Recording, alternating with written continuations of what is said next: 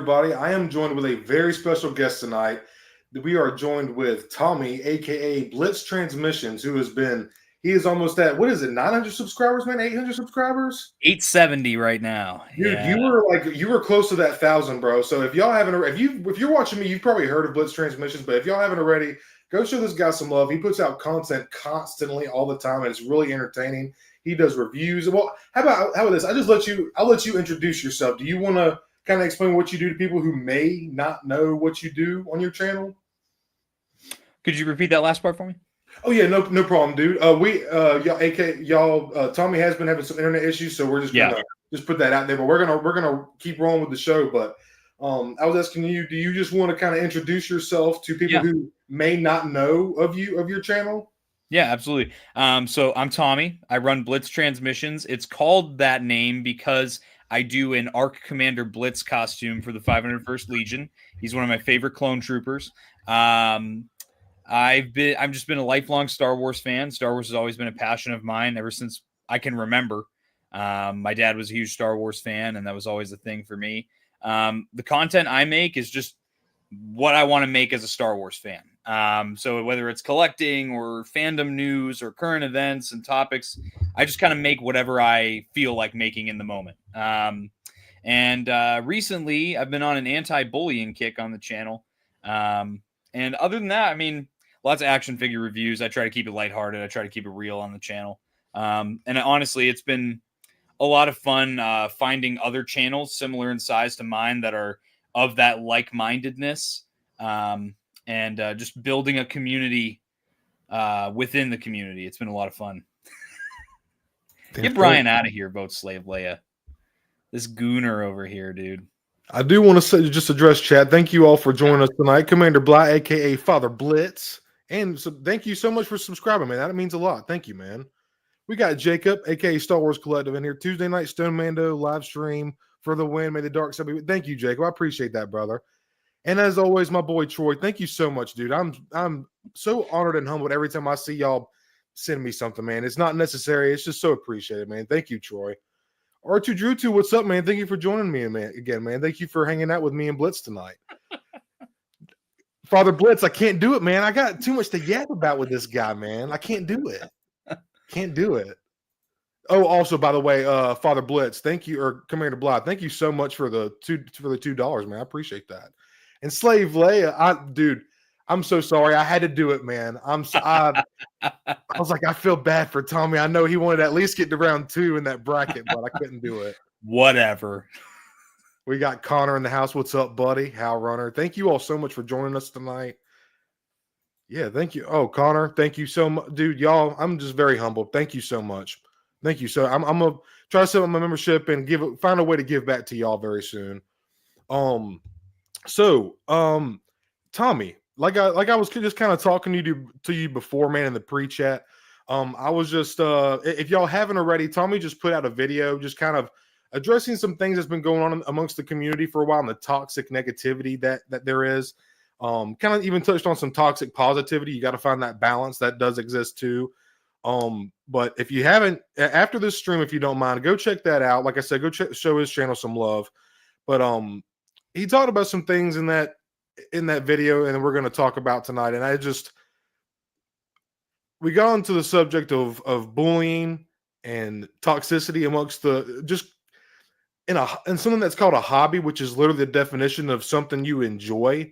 And yet there's people that just like really take it and put a negative, sour twist on it. And Tommy, what you said in that video, man, like I told you already, what you said just really resonated a lot with me, man.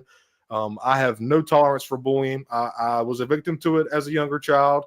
Never showed it to the bully, and I would stand my ground, but that doesn't mean it didn't, hit me up here or like in here. But that being said, just what you said just struck a chord with me, man. And I am, like I told you before, I felt like you were sending out the bat signal, and it's call to action, man. It's time. It's time to, as us collectors being in the community, and like I told you before, you were just super inviting to your little community and your friends, and y'all just really made me feel welcome when after on Out of the Basement, I'm starting to get my rise, and you're very well known amongst the community. So I'm also very thankful for that. But man, what is there anything you want to touch on about like your any other feelings you want to get out to people about this bullshit that's been going on? And what would you say of maybe the past year or so when the Black Series Cantina incident happened, or somewhere around? I don't want to name.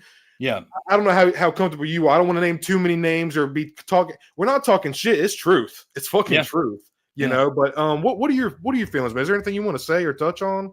Yeah, man. I mean, if you want to say names, I don't care. It's your show. I'm down for whatever, however open or vague you want to be about it. That's fine by me. One thing I do want to say right off the bat is I'm just a dude that makes videos. The only difference between me and a collector that doesn't make YouTube videos is just that I make YouTube videos. That person doesn't. I have always been of the opinion that being online and having a voice online doesn't make you better than anyone else in the community. I try to represent the everyman in this hobby because I have my preferences, I have my dislikes, and everybody has their differences in that way.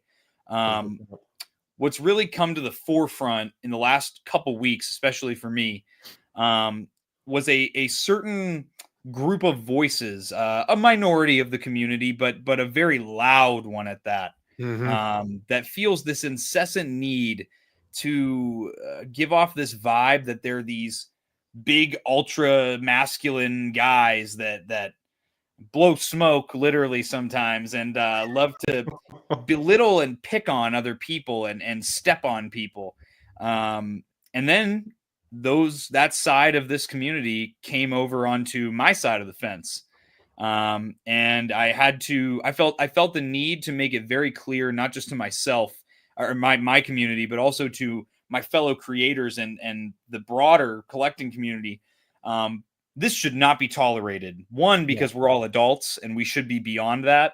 Yep. And two, just as you said, this is a hobby. This is something we're all supposed to enjoy, and we're all supposed to use as a kind of a getaway from the stressors of everyday life. Exactly. And when I'm so passionate about this hobby, I refuse to let it become that negative. And if you want to be negative and you want to have a channel that's your content, by all means, go ahead. But when you step onto my side of the aisle and you start belittling me and my people, that's where I think we as a community need to put the foot down. And I think very effectively in this last week, we have done that. We banded together and we put the foot down and let some certain people know that behavior will not be tolerated and it is not welcome.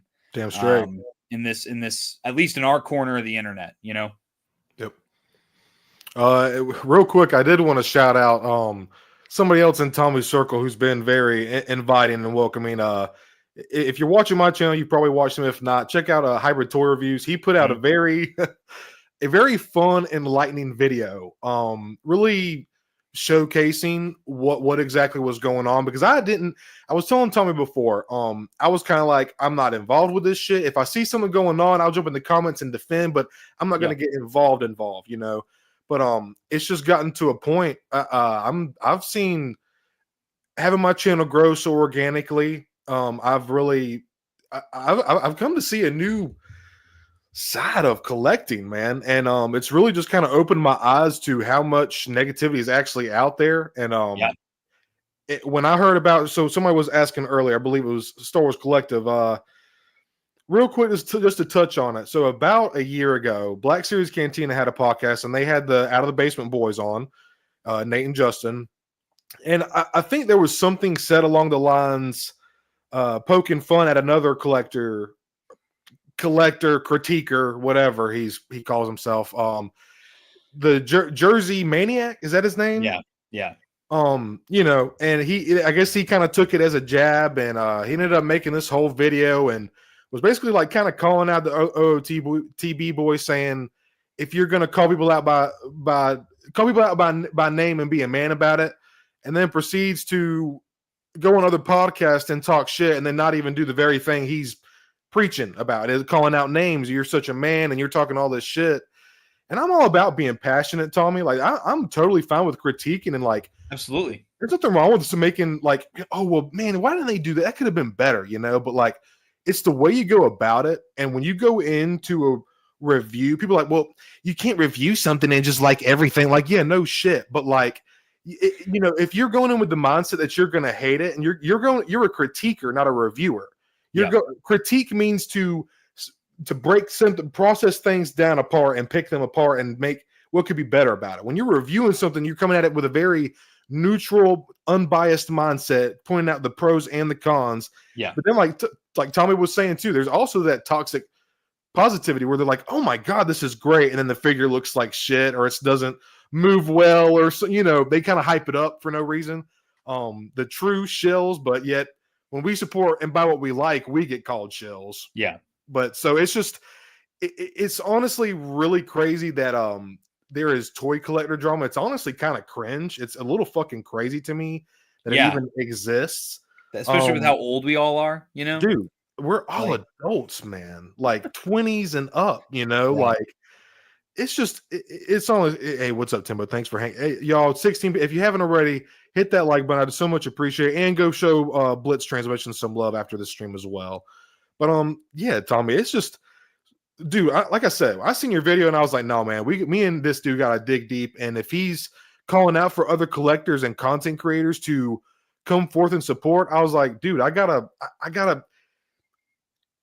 answer the call. I can't let it be ignored. Like, it's like the bats. I can't, if I know something wrong is going on, and I can't just let it continue to go on if I know there's something I can do about it, even if it's something small and minute. And I feel like you banding together and like putting your opinion out there and bringing this stuff to light, it should be highlighted and focused on a little bit, because it's some of the shit that like I didn't realize that he was saying like racist shit. This Jersey Maniac guy talking about calling them dirty chins over in Chai House, or so. I don't know everything, but I've heard some things and I've seen evidence now, and I'm just like, whoa, this shit actually did happen. Like, Hybrid really did his homework when he did that video. It's really fucking funny, honestly. Yeah. But it's also like it gets real, man. Like, he's really just spitting the whole time, and it's straight fact. But hey, Doug, what's going on, man? Thanks for hanging out with us tonight, dude. Uncle! Man, it's so cool to have you on, man. It's crazy that I'm talking to you right now, man. It's literally like I watched a couple of your Stoned and Hyper episodes. I was watching I haven't watched your latest one yet. But I watched like your SHFR2 review, and like I just, as I see stuff from the people I subscribe to on YouTube, I'll put it on. Like, if I'm driving around at work, or if I'm if I'm working on something in my room here, like I'll put something on. I'm the same way, dude. I'm the same way.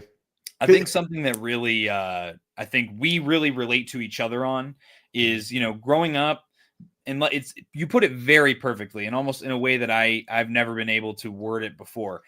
I wasn't always, I never accepted being bullied, especially in middle school. Like, I always defended myself and stood my ground, and I was constantly getting into fights with other kids in school.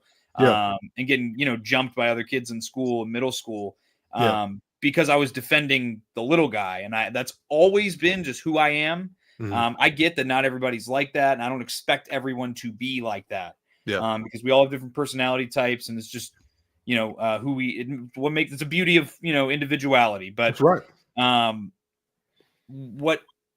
Because that's a very, deep personal trait to me. I really like how you explained it. Just because you didn't just take it, doesn't mean it didn't affect you. That's right. Really deeply affected me. And honestly, it really shaped me into the man I am today. In a lot of ways, I would not be who I am today if it weren't for all those negative experiences. Mm-hmm. So when I'm in a community, and I love this community, I love this hobby.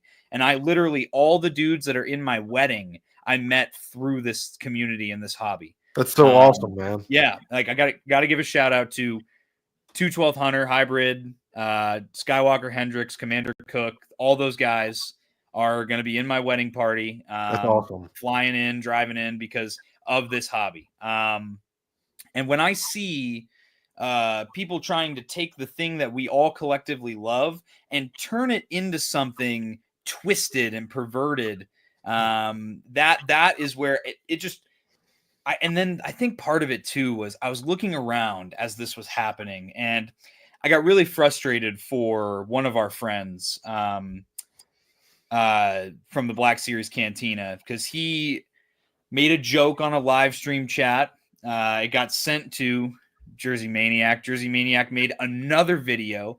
And I think that something interesting about bullies is they have a really good way of picking out the weak link. They know who they can pick on and who's going to roll over, Tommy's who's spitting. more likely. And that's why I think right from the get-go, I never got mentioned by name when he made a video about me a couple weeks ago, because I think he knew that I just wasn't going to deal with it the way other people do. And I think he knew Zach was a target, because Zach has a lot of pride in his podcast, and he should.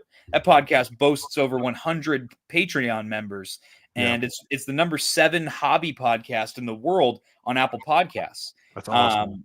So people start taking shots at his podcast, and he took the bait, and he's biting. And I'm reading these comments. I'm watching Zach try to defend his podcast against people who don't care anyway. And I kind of pulled him off to the side, and I said, "Hey, man, like, just let it go. This is just, you're giving ammunition right now."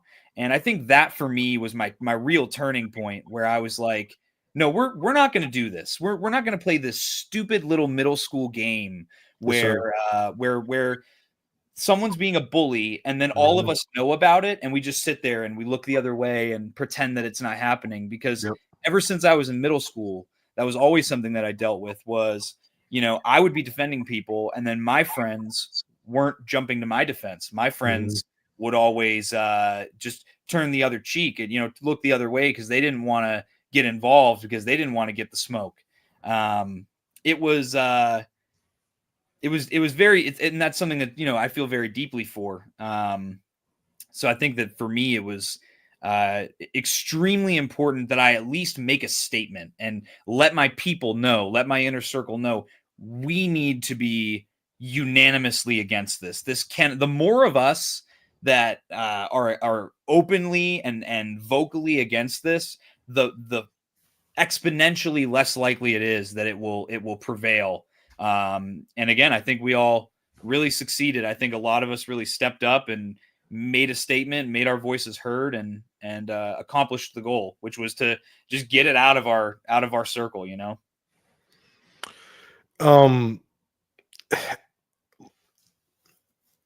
I saw Zach seen. I love the Black Series Cantina, man. I was catching up on those guys at work when I first came across the hobby, and they upload like a year after, or on YouTube after the. It's like, it's kind of like you're getting like a chronological history of the line, like what was coming out, and right.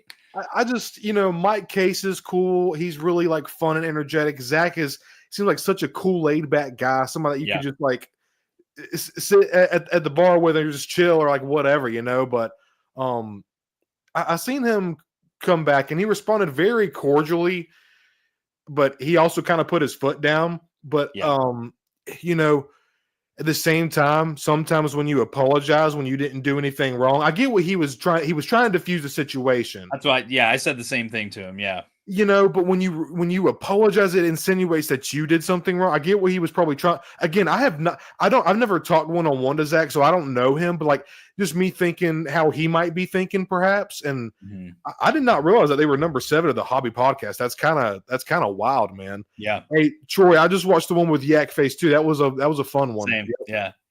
Yeah. Just a really good, oh, sorry, Mom Mando. So proud of the man you, oh, thank you, Mom. Thank you so much. Yeah. I just can't, like I said, man, Tommy's video, y'all just really resonated with me, and I am not one to shy away from confrontation, and Tommy is actually an officer, so he deals with it day in, day out. My confrontation came from when I was a very angry person, and I've worked on that and grown, thankfully, and I'm not that person anymore. But this is like, this kind of confrontation, this ain't shit, bro. Like Tony was saying, if you see somebody getting targeted out on a post or something, go to the rescue, be that guy, and like come and defend that person. Like, whoa, let's settle down. Like, that's not net. Like, try to be the mediator in the comments if you can, or even if you don't want to pick a side, try to come in and be like, yo, hey, let's settle down and like, like slow our horses a little bit. Because honestly, some of the comments that I see, like, fuck, dude, a perfect example is the fucking Hasbro stream reveals. The way that those people commented, I was like, are these real people? These are bots. These cannot be real, actual people, but they fucking are. And it's just so crazy, man. This whole bullying thing in the community, it needs to be nipped in the bud. It should be not tolerable. And cyberbullying is a real thing, man. Like, people have lost their lives and committed suicide and like really gone into depression and developed anxiety due to social media. Now, it's also social media has done very beautiful things as well. Tony was just saying, his entire wedding party is people that he's met through this fucking hobby. That's incredible. Yeah. So like that's why I titled this The Good, the Bad, and the Ugly. There is good in this hobby and there is bad and ugly as well. And it goes hand in hand. And I just feel like now is the time to nip it in the bud and not fucking deal with that shit. And as a community, the more of us that come together, the better. There's strength in numbers, man. There's a reason that saying exists. Yeah, there's another thing that I really wanted to drive home, and this is kind of my new kick I'm on too right now. That kind of goes right with the anti-bullying stuff is this community is nerds. And I don't know if you guys in the chat, you might know a few nerds in your lives. Nerds, we tend to be introverted and we tend to be followers. That's just by nature. I don't know why that correlation exists. Like average. Yeah. Yeah. It's a higher concentration of people who would just rather keep to themselves and really just get lost in the world, Yeah. Bully squad. Dude, are you familiar with Jelly Roll at all? Yeah. Yeah. So I know he's gotten really big as of late, but dude, I was listening to him I don't want to be that guy. I was listening to him before he was big. Like, dude, 6-7 years ago, he was me and my brother's guy. That was back when he was just rapping. It wasn't country or singing or anything. Yeah. But his lyrics are honestly he lost his brother as well. So a lot of that shit resonated with me, but his lyrics are beautiful and well thought out. He's a really good songwriter, but he's got a line called "The Bully of the Bullies." And that was like me in high school, dude. Like 7, 8 out of the 10 fights that I've been in have been because I was like you said, you were taking up for all of your scuffles was because you were fucking protecting the little guy. That's how it's like it always happened because these bullies, they know who they're targeting. They know who looks. I don't want to say like, oh, fuck, I hate to use the word victim, but like the bullies are bullies because they know how to point. They know how to. They're predators, man. They know who to go. They know who to target. Yeah. They know who to target. You see a bear strolling, that motherfucker's taking his time walking. He ain't worried about shit. But then they see these deer and they're looking all over the place. That's the motherfuckers that they go. And I'm not saying Zach is a deer or a sheep. That's not what I'm saying at all. But it's bullies are weak-minded people and they know what they're doing when they pick their targets. That's all I'm saying. Absolutely. And what gets me is, so when I say there's, in being introverted, people are less likely to speak up. And what I kind of noticed was a lot of big channels in our community, when these bullies are coming into their comment sections and giving them crap, they just roll over and they take it. And there is definitely a difference between a troll and a bully. Yeah. Because someone who's just trolling it, I like to think it's pretty obvious. Like if someone comments on a post and they say something completely irrelevant, like they're just like saying like the most outrageous thing, usually trolling. But when somebody comes in and starts attacking me personally, I don't know, it's just the way it's worded. You could tell the difference. I think in the community, we need leaders that are willing to just immediately jump on it and say something. I think Hybrid did that perfectly. I think we all did it in a different approach, but I think Hybrid's approach was a great way to handle that, because rather than just do the tit for tat back and forth, just name calling, stooping down to that level, he took it to that, and he went above and beyond. And I helped him research that video hours and hours over the course of the last week, because we wanted to make sure we were crossing our T's and dotting our I's. If an accusation is being made, back it up. And here's the screenshots. Here's the clips. because people need to know, man. This energy is not welcome in this community, Yep. and I think if no one else is going to step up and be the leader, then it's up to me, it's up to you, it's up to someone needs to stand up Yeah. and be the leader in the community and make a statement. And even if it's as simple as I'm taking away the attention on who they're going after, I'm fine. I'm willing to do that, as long as it ends with a message being sent. Well, Tommy, I think you're kind of leading the charge here, man, and I'm just kind of beckoning to the call. I just you really hit you and both hybrid have both hit this thing head on, and both of your approaches were different yet direct. Especially hybrid's approach was entertaining. Yes, it was. But I liked yours though. Dude, honestly, I really dig your videos where you're just kind of going off spiels and stuff. It gives me very Rogan vibes. I don't know if you see my little thing right here, the Joe Rogan of Black Series. Rogan is my man, dude, and you just give me Rogan vibes when you're just kind of going. And but I was gonna say I watched your video again yesterday just to kind of freshen up on what you said, and there was something I wanted to mention. It was on the tip of my tongue, and then I forgot it. Maybe that will come back to me. But yeah, man, this shit should not be tolerable at all. Missed the first 10 minutes, but I can ask.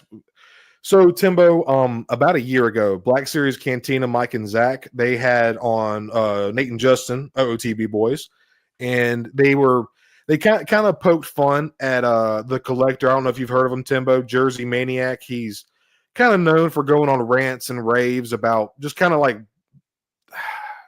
basically bitching. I don't even want to call it critiquing, just bitching about every single figure from what I've seen. There might be a couple videos where he's like, oh, this was not, I just don't, I haven't seen it, but like, so there was they poked fun at this Jersey Collector guy or whatever. And I guess he kind of took it to heart. And then somebody, I guess, ran and told the Jersey Maniac Collector that the OOTB boys were talking shit on Black Series Cantina. And it just, you know how the internet is, shit gets so twisted. And but anyway, so he put out a whole video or whatever, just basically saying like, if you're gonna call somebody out, be a man about it, just starting up unnecessary drama that was what I said, unnecessary. You could have easily moved on and just.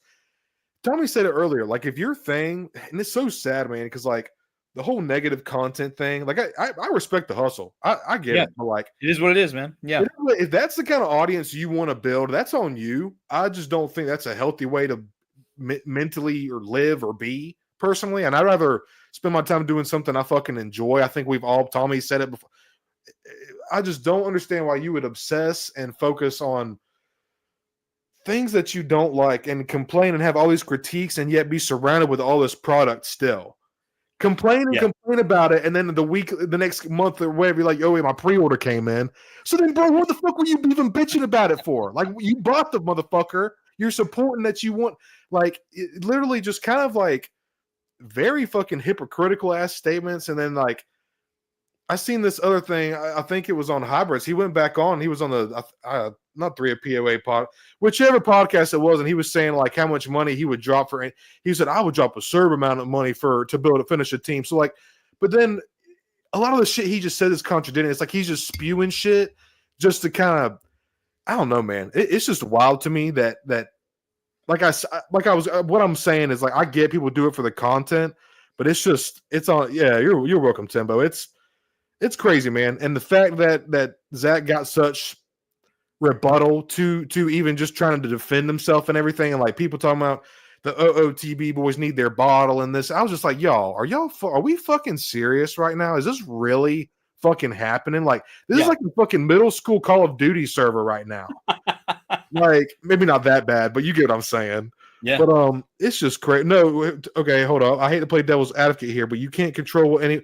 How runner, you're spitting, bro. Can't control what anyone says. You can control how you react, though. Better to not give them a bigger platform or spotlight lest you encourage the behavior. No, you're. I get what you're totally spitting, how runner. I get what you're saying. I'm gonna read that one more time. I hate to play the devil's advocate here, but you can't control what. And like I said, I'm all about passion and freedom of speech. There is nothing wrong with that. I'm all about being passionate, but like. Some of these guys, man, they just you get on there and you're watching like, you're kind of like, do they enjoy doing this? The It seems like difference they're comes miserable. with the difference comes with there's such a thing as freedom of speech. But that doesn't mean you're allowed to just be an asshole to anyone and everyone that you meet and not expect someone to say something back to you at some Right. point. It's essentially, honestly, I think that was like the first point I made in my podcast last week was yeah, I'm all for freedom of speech. You know, everyone has a right to speak their minds. But let's not forget that respect, honor, dignity, That's right. kindness, and Yep. are real things as well. And these are traits that I think we're slowly, like, there's this weird community that thinks that those can't exist at the same time. And when you have such utter disregard and disrespect for other people in the community, and you're going, it's not, again, when he made a video talking about my video but didn't say my name, Yeah, he whatever, wasn't bro, correct. water under Yeah. the bridge. You know Yep. what? If you want to be like that about it, I know what you're talking about is what it is. But Yeah. but when you go after my friends and you go after me directly, it needs to be addressed. Yep. It needs to be addressed. Yeah. Well, however, that's kind of like what Tommy is saying. You can't let them get under your skin. But like, we can't allow it. We can't even. You shouldn't even be allowing this to go on. Of course, it's gonna happen. People are gonna say what they want to say, but like, it's all about how you do it, man. It's all about how you do it, and that's what he even pulled. Tommy even said he pulled Zach aside and messaged him or whatever and said, "Hey, man, don't give into it. You're gonna feed them. You're gonna give them fuel." So like. Runner, I do get what you're saying. Well, you can't let them get under your skin, but it gets to a point where like you got to shut that shit down because you know what happens when you allow it? They think they can do it again. Yes, again, that's the difference. And again, that's what happens. Yo, Kenobi Jabroni, thanks for hanging out, man. First time seeing you. I see you in other chats all the time. Thanks for hanging out with us tonight, man. Dude, when I seen the one clip and he said, if this Marvel. If this Marvel Collections release doesn't piss you off, you're not a real collector. Go to find a new hobby. Try gardening. Fuck you. How, dude? You can't say that. How? You have no right to tell people what to be excited for and what to buy. Spend their fucking. Who are you, dude? Like, how did when I seen that clip, Tommy? I was like, oh, bro, no, fuck this. I'm all about voicing your opinion, but when you start attacking other collectors because they found the fucking Maximum Spider-Man, bro. There was so much discourse and bullshit going back and forth because you really think that's worth $50. You're not a real collector. Bro, that's bonkers. That's just a bonk. That's an insane way to behave as a fellow collector. We're all in the same fucking hobby. We do this for the same fucking reason, or at least I thought so. Maybe I'm wrong. Maybe we're wrong. Maybe me and Tommy. Maybe we've got it all wrong. Are we collecting wrong, Tommy? I guess I don't know. I'm not very angry. Yeah, dude, that's what I'm saying, man. Like, I don't know those guys like Laser Pants and stuff, but like, I've tried to watch them, and before I even knew this shit was going on, I've tried to watch them, and I was just like, the vibe's not for me, and it's not for me, and that's that. And I moved about my fucking day. I didn't go in their comment section talking about all y'all do is talk shit. I moved on, and I found I found Black Series King, I found Blitz Transmit. I moved on and found other creators that I vibe with and that share my like-minded interests. And that is when you're going to get the most out of your passion, hobby, or interest, is when you share it with like-minded people. That's why we are in the fucking collecting goddamn community. Okay, sorry, I'm getting a little fucking sorry, bro. This is something that's deeply important to me. So just as much as I make the point that I'm just a dude, and the only difference between me and a collector that doesn't have a YouTube channel is that that's the only difference. Like, dude, I'm just like everyone else in the community. But at the same time, if you want to be an influencer on the internet, if you want to have a platform, if you want people to rally behind you, it is imperative that you know how to be a good role model, because the things that you say and the things that you do will directly affect the way that your audience acts towards the rest of the community. And kind of like I was saying before, and this is just in general, collectors is one thing, but most people are followers, and they're going to look at a behavior and they're going to monkey see, monkey do. If they see someone act a certain way, they'll think it's acceptable. And when we, as the community, show that a certain kind of behavior is acceptable, and we tolerate it and we look the other way, that's where things get dicey. And we need to, as a community, make sure that we have standards for ourselves. Like I said, it's important things like respect, honor, chivalry, dignity, kindness. Those are things that I want to spread when I'm talking on my channel. And those are things that I want to, when people listen to a video like my last podcast, I want you to walk away and be thinking about these things, not just, oh, let's go get them because we're good and they're bad. No, it's having an understanding of why this person's behavior is not to be tolerated in the community. And it's not, it's just it's a deeply rooted issue that goes beyond collecting. And that is where I have my deepest gripes is with any community, any aspect of life is we can't let a few weak, loud people control us that are smart and kind and respectful and things of that nature. That's kind of what I'm getting at. How Runner, we're not saying that, not cancel them. That's not what we're saying. They deserve to have a platform and their freedom of speech, but they need to have modified behavior. And you can't, there are consequences to going up and saying shit in person that would not fly like they do behind this fucking computer or your phone screen. You don't say certain shit to people like How Runner. Supposedly he said like some bigotry type shit. This guy that we're talking about specifically, he said some very raunchy, rude things. And I get what you also said something earlier about bad publicity. That's what me and Tommy were saying, man. We get if that's the way you want to build your community, that's on you. But it's just, it's just not our thing. And then we move on. The thing is this guy, he's crossed the line. He's come into our world, on the into what did he say on one of his? He called it like positive pudding or something. Positivity pudding. Yeah. So like, man, I was really not even trying to keep track of this shit. But then when I seen all that situation going on with, dude, I forget what I was on, but I seen this shit going on. I was like, what the fuck is going on? And then I started reading and I'm like, yo, is this really happening right now? Like somebody's talking shit about Zach from Black Series Can't. I was like, he's such a cool dude. What could be going on? And then I started piecing together. I've gotten getting to rub elbows with Blitz here and getting a lot more insight on things that just really opened my eyes to because Howard said something earlier. I did not know that this kind of shit was going on to this extent. I had no idea. I had no clue. Timbo, you're spitting. I'm hearing more of just stand up and speak to them and say something that's out of line. 100%, man. Very different. I'm very indifferent to this issue at all.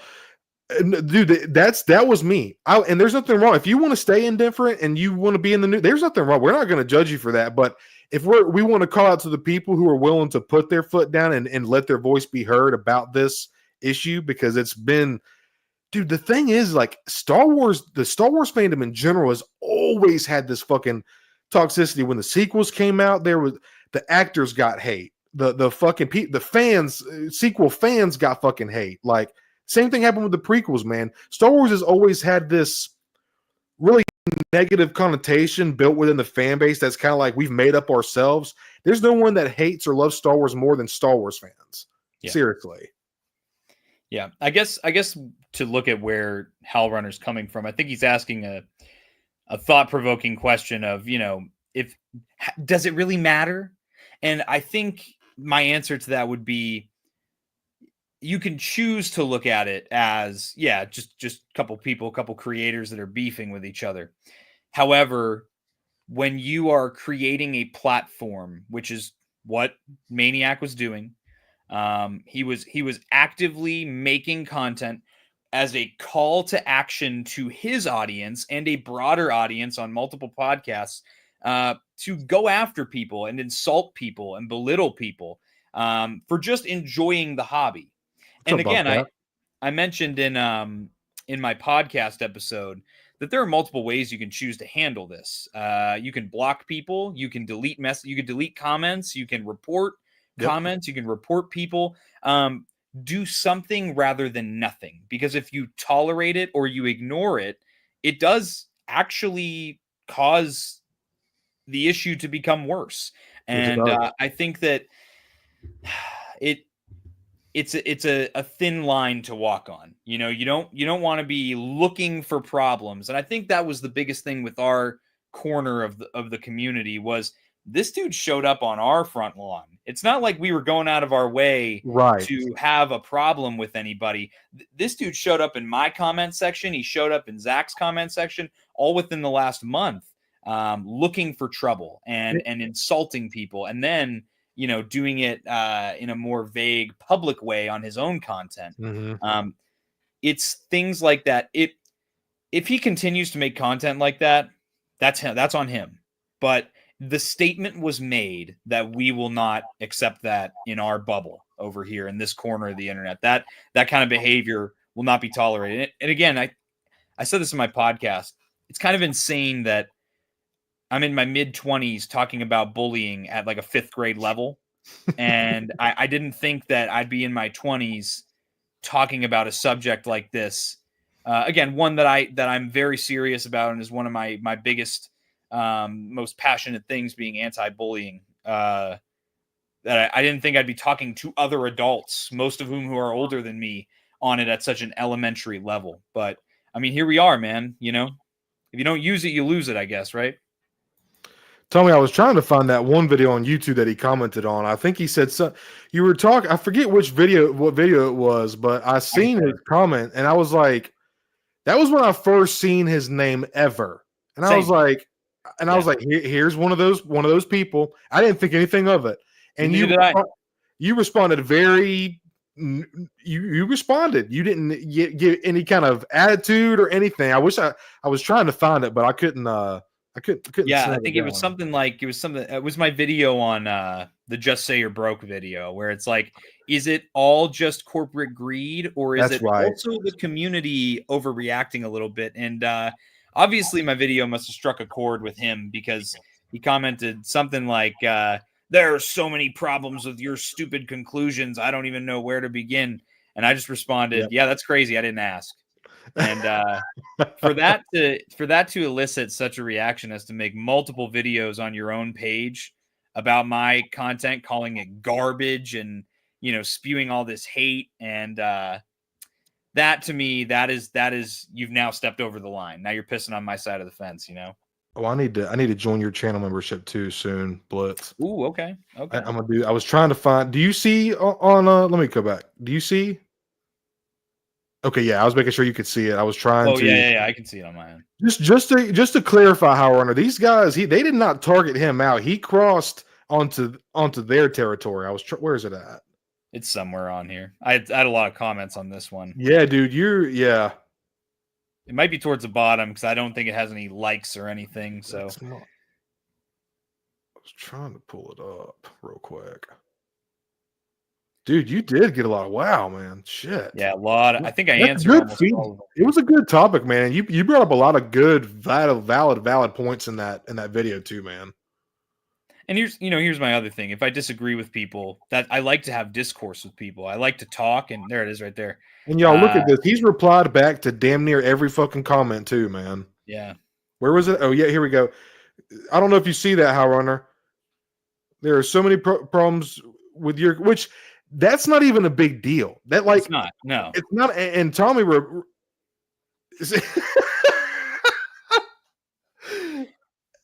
dude, it's just like it's not even a big deal. It's still the way he's gone about it is just honestly kind of crazy to me. Let me get that off the fucking screen. I think this is the big thing though, and Hal Runner says, who even are they though? And it's a great point. This isn't just a hater. Hey Fig. This is a dude who has a channel with a following. Is it the biggest channel with the biggest following? No. But this dude has a platform. He's on multiple shows. And when your message on all those shows is to go after people and make fun of people and shit on people for just enjoying something that we're all supposed to have this shared interest in, that is where we need to, at least on our end, put the foot down. You know, Yep. that's where for me it makes a difference, because it's not just one commenter. You hide that person in the comments and never see him again. Dude.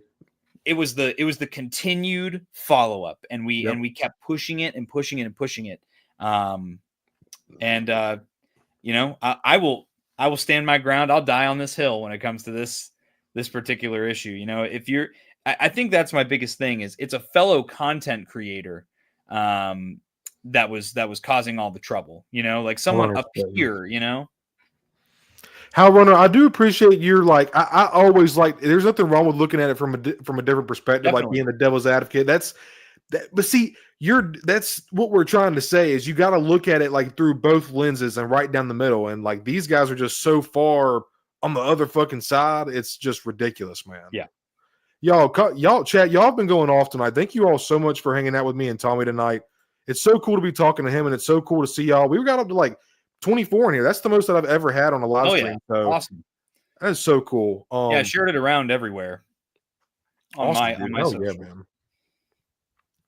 But dude, I seen your video. I really want to talk to you and shed more light onto this, and just say I stand with you 100%. If I ever see you in the comments somewhere defending somebody or somebody's berating you, I'm gonna jump in. You have my word.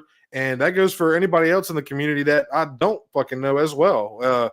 Whether it's in, honestly, the Discords like the OOTB Discord, everybody's so cordial in there. You're not going to see it there. You're going to see it in YouTube comments, Instagram comments. That's where you're really going to see it. You know, Turtlefly.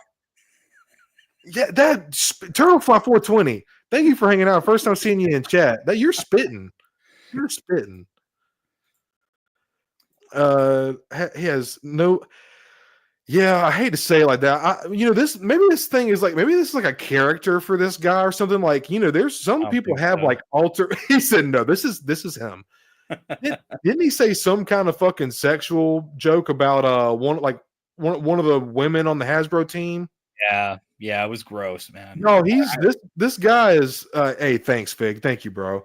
This guy has said some really out of line shit. It's not just like he's had a different opinion and he said some mean words or anything like that. Like he has said some derogatory bigotry type shit. And the way he talks to other collectors is just not acceptable.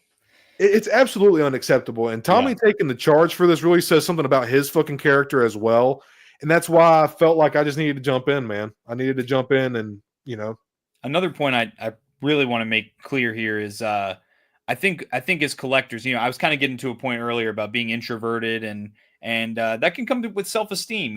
When you're introverted, it's again correlations. I'm not saying everybody's like this, but because I'm a nerd and I'm very extroverted, it's just who I am as a person. But a lot of people, myself included, have had self-esteem issues, and that comes with being introverted. When you have self-esteem issues, that's something that bullies can pick out, and they see that from a mile away. If you have self-esteem issues, and they'll go for you because they know you're less likely to say something. Mm-hmm. I encourage you guys, and this is my quote right now. I'm gonna get it on a t-shirt.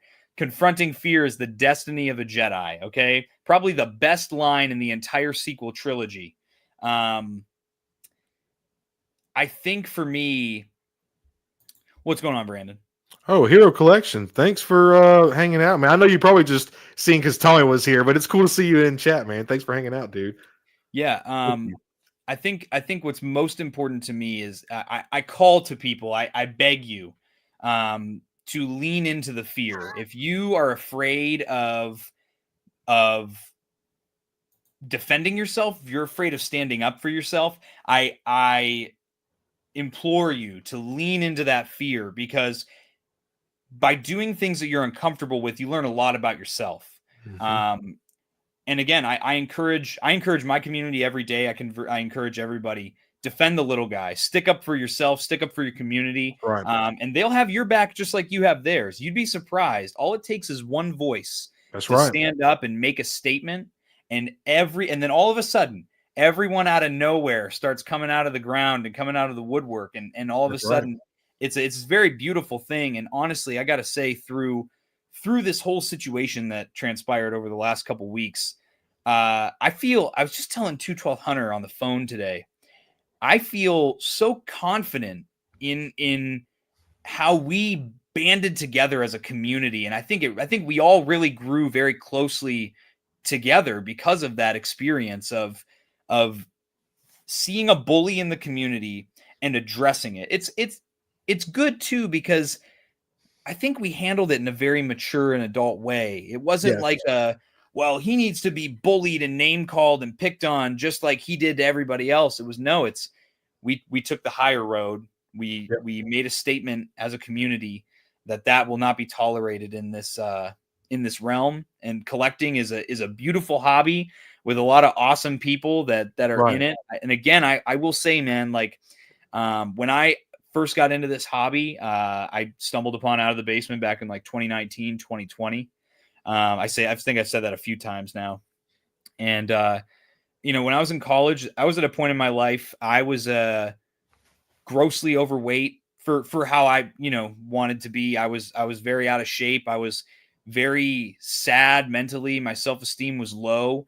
And, I was in the darkest place mentally that I've ever been in my entire life at that point. Yeah. And Star Wars and collecting was such an integral part of me becoming better as a man and getting into a passion and a hobby that I now make YouTube videos about. It's that kind of stuff that I want to give to my community. I want to pass on life lessons and pass on the knowledge that I've learned through my hardships and through my pain and suffering. I want to pass on that knowledge and those experiences to people so that they know, one, you're not alone.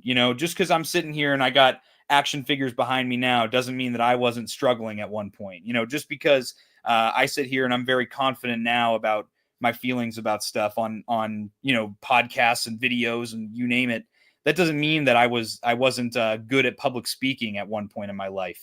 And those are the kinds of things I want to show people. I'm just like you. We are all one and the same. What is it's Fives, I think, says we are one and the same heart, same blood. And I think that's a very powerful line from the Clone Wars. Yeah, I wore this shirt for you, Tommy, actually. Yeah, boy. I wore my Mando shirt for the Oh, dude, that's awesome. I just noticed it. What the fuck? Hey, y'all, if y'all haven't already, Tommy's actually doing this really cool all clone bracket. So if there's any clones that you want to see in the line, go hit up his channel and go comment on his post of what clone you would like to see. Clone Wars, theatrical, whatever you want. If anybody's the guy to do it, it's you, man. It's y'all's knowledge of clones is fucking crazy, man. Tomorrow night is the last by 11:59 p.m. tomorrow is the end of Clone Trooper. But no, the end of the day tomorrow. I got to give Brandon in the chat some credit. He kind of hatched the idea for me to do a Clone Trooper only March Madness bracket. I was like, Out of the Base. That's right. That's right. You know what? Damn it, let's do it. So I'm gonna announce it fully on a live stream on Thursday night. But yeah, anyways, I'll get off my soapbox here. I was just, dude, I kind of wanted to I want to just drive that point home, man. Like, you stand up for yourself, stand up for the people around you. And especially if someone, bro, I'm leaving. No. This guy, man, this guy, can we kick him? Can we kick him? Speaking of voices, I don't want to be heard. Can we kick sorry, Turtlefly. You gotta go. 10 seconds, you're out. No, man, it's just one of those things. I know, again, you and I think it's funny how people just kind of naturally gravitate towards each other. Yeah. I think in the conversations we've had with one another, you and I had very similar upbringing in that way, where you really your heart gets challenged, man, when you're dealing with people ganging up on you and that kind of hardship and defending the little guy. It's tough, man, and it tests your heart, tests your mind, tests your soul. Yes, it does. And I don't know, man. I felt that immediate connection. I was watching you talk on Out of the Basement, and I was like, yeah, this guy's legit. This guy's genuine, and that's the kind of people I try to surround myself with. And yeah, man, it's just one of those things where it's good to be a strong, outspoken person, and I think this community really needs a lot of that right now. And I think we did a fantastic job in executing that. So honestly, that was a full circle for me, Tommy, when those guys invited me to be on Lazy Sunday, because I lost my brother in a hit and run, me and my family, and that fucked me up. That was not okay.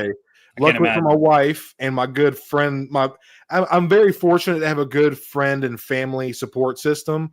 But no one that really understood Star Wars quite like my brother did, man. And that was what we talked about. We lifted weights and we talked about Star Wars, man. So like, Yeah. I started collect my a family friend. It's actually kind of funny.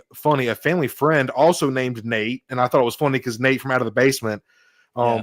A family friend named Nate gave me Archive Commander Cody, and that was what started my collecting. I was like, "Oh, dude, this is fucking crazy!" And I started collecting because it made me feel closer to my brother. And then I was like, "I don't have anybody to talk to about Star Wars or action figures." I was watching YouTube videos, and I came across OOTB, and I was like, "These guys seem cool." So when they asked me, I was like, "Dude, I cannot believe this is so cool. Like, how fortunate am I to be in this position, you know, and to have all the support and have it grow so organically." And I'm just super thankful for it. And then you hit me up after Out of the Basement, and you were just like I said earlier, dude, you were just super welcoming and inviting, man. And like, you really just open armed. You introduced me to everybody. And I just appreciate it so much, man. Like, you pulling me into your little community that you've built as well. And it's just an honor, man. I've also met some awesome we got Troy, Star Wars Collect. Like, I've met a lot of really fucking cool people that I call friends now because of this fucking hobby, you know, and that I Mhm. couldn't say that before. So I'm also very, very thankful for that. I'm trying to be respectful, Doug, because of Blitz's occupation. Okay. Dude, I don't care. No, Dude. and that's another thing I wanted to say is like, I just appreciate, I said it to you already, just you being so open minded and coming on here and just talking some shit with me, man. Oh, that's weird. Okay, that's fucking weird too, Fig. Damn. Yeah, Troy, that was whenever we were watching Revenge of the Sith and Obi-Wan would say, "Commander Cody," and I'd be like, "Yes, sir." Steve, my brother Steve would be like, "Bro, shut up." Like, it's just stupid kid shit, you know. But oh man, thank you so much, man. I'm glad that my genuineness comes, because sometimes I feel like I'm a little too friendly to try to make up for my aesthetic. It's a little rough looking. I feel like sometimes I come off as fake because I'm overly nice. So I'm glad that I exude the genuineness. Like, also, like, just what you said, Tommy, very kind words, and I appreciate that, man. I'm not sure what your time is looking like, dude. I don't want to keep up all your night or anything. You're good, man. You're good. Sleep Okay, is for the cool. weak. Yeah, you know how it Awesome, goes. man. So I know what's that. I always okay. We're gonna quit bitching now. We just really wanted to. It was a call to action. I wanted to talk to Blitz about this and pick his brain a little bit more and get some more insight and details. But now maybe we can move on to something different. I know you were doing like what, the toy fair with Sarlacc Digest. I haven't checked out their channel yet, but I've been seeing you post. Are you a part? Or is that like? Are you on that podcast officially? So I'm a co-host on that show, but I'm not a part of that channel. I'm still Blitz That's cool. Transmissions. It's more of a collaborative effort with a couple different channels. So it's myself, some of the guys from Sarlacc Digest, and then some of the guys from another channel called the Shadow Nose Network. Yeah. They're a bunch of old heads from LA. It's really cool to kind of experience actually, the reason I'm on the show is because they were looking for a younger person's perspective, because they didn't want to just be another show where three old heads are talking about toys, because there's a lot of shows like that. Yeah. So they're like, you know what, let's get the generational different perspective there, to kind of weigh in on a lot of the stuff that they're talking about. And it makes the conversation very fun. And honestly, it keeps it a lot from being being like an echo chamber. And I think that's another thing, that this hobby, anywhere on the internet, bro, you can get caught in that bubble of bias, and Yes. then all of a sudden you're just like you become like a little zombie, and you're like, you're regurgitating the information that you've heard somebody else say, and like yeah, because you're hearing it from everybody, you think that that's the only thing. Yeah, Tommy's Yeah. spitting, y'all. Stone, why did you try to blow up Obi-Wan? Who do you think? Yo, Zoo Boy, that's a cool motherfucker too, man. All the Monday Night Figure Ball boys are awesome, but Zoo Boy's his innate knowledge of fucking figures just it astonishes me, man. It really astonishes me. Yeah. Sarlacc is awesome. Shout out to Moocher, and I'm gonna have to check him out. Sarlacc Yeah, died it's just Tashi Station Emporium. Tashi, what is that? Is that like a little segment they have, or it's his 3D print shop. So actually, all of Fig's photography he does, where there's like the Death Star wall background. yes, That's all from Moocher's 3D print shop, Tashi Station Gotcha. Emporium. Mm-hmm. Yeah, if y'all haven't yet, you probably have if you're watching my channel. Go check out Fig's collection video up on Monday Night Figure Ball. It was really he's got a lot of beautiful hot toys display. He's got a lot of awesome figures and little dioramas built and stuff like that. Really, really cool, Okay. man. It was all right. It was okay. It was all right. If you want to watch it, you can. No, I thought you were like a official member of it because like I was like at first you were kind of just like sharing their stuff and then you're like I see that you're like on. I was like, damn, he must be. I think that's really cool. That's one of the most fun things about this hobby is just collaborating and talking with others. And like you said, that's why I like my boy Hyper on the Hyperdrive Stone and Hyper Show Hyperdrive Collection 6460. He's his name's Paul. He's just a cool cat, man. He's an older guy, and like it's cool to have that generational difference, and it kind of keeps the conversation fresh and not as stale, Yeah. His masterpieces. And we do appreciate all of you hanging out with us tonight. Tell me, do you feel like maybe going over some of the what was the recent Hasbro? Do you want to talk about some of the Revenge of the Sith shit and some figures, or what do you feel like? Whatever you want, man. Whatever you want to do. I'm down. I did want to say real quick, I'm gonna pull this up. Y'all bear with me. My regulars know that I'm still learning this shit, so y'all bear with me. But I did want to share this because tomorrow, March 5th, we are getting these are going up for pre-order. I would have forgot. You literally just reminded me, dude. I literally would have just forgotten. And tell me, are you picking up any of these, bro? Are you excited for any of these? Not the helmet, but all four of those figures. Give me that new media. Give me that new media. And Peak Door. Snordor, yeah. Dude, I always try to tell people if they can get past those first 3 episodes, that show's fire, dude. It's so good. So good, man. It's so good. I'm passing on Krennic, but I might pass on Gideon. I'm not sure, but that Praetorian looks so. It'd be weird to get the Praetorians without Gideon, but the Praetorians just look so damn good. And I'm kind of surprised. You don't need a fucking 501st helmet. You have a Blitz helmet. What the fuck am I thinking? Nah, I just can't get into the helmets. I have the Mandalorian one, and I have the repainted Boba Fett, and I have the Stranger on pre-order. And if they do like a Captain Enoch, I know I'm cooked on that too. So I got to be really picky about my helmets, I totally feel you, man. I totally feel you. But these are all going up for pre-order tomorrow. The helmet is GameStop. I got to pick up that helmet. They do take up a lot of real estate. That's for fucking sure. But man, I'm excited. I'm really stoked. Yeah. Now I was gonna tuck the beard. Do you tuck the beard when you put it on? I got to, dude. It looks so weird. I don't want to be a chinner, Tommy. A chinner. I don't want to be a chinner, bro. Oh man. Let's see here. All right, let Caveman Cody cook real quick. Caveman Cody. So I know me and Tommy are prequel babies. I love Clone Wars so much. I was born in 95, so the prequel movies are more of my jam, but I love the 08 Clone Wars so fucking much. Honestly, hot take, Tommy. I want to know how you feel about this. I like the 08 Clone Wars more than the 03 Clone Wars. All day. No. Don't get it twisted, because the 03 is cool. Yeah. for what it is, and I love a Yeah. lot of the characters in it, but Yeah. you just can't beat the narrative of the much more story driven 2008 Clone Wars. Dude, yeah, man, because it's more the story, the characters get delved out. Like, don't get me wrong, 03 Clone Wars is a fun watch. Oh yeah, all It's day. epic. But man, like, we get so many cool plots and arcs in fucking Clone Wars, amazing, beautiful animation. Dave Filoni is just he cooks with the animation. He knows what he's doing. And don't forget about Clone Trooper. Clone Trooper! I want a red one. A blue I one. want a yellow one.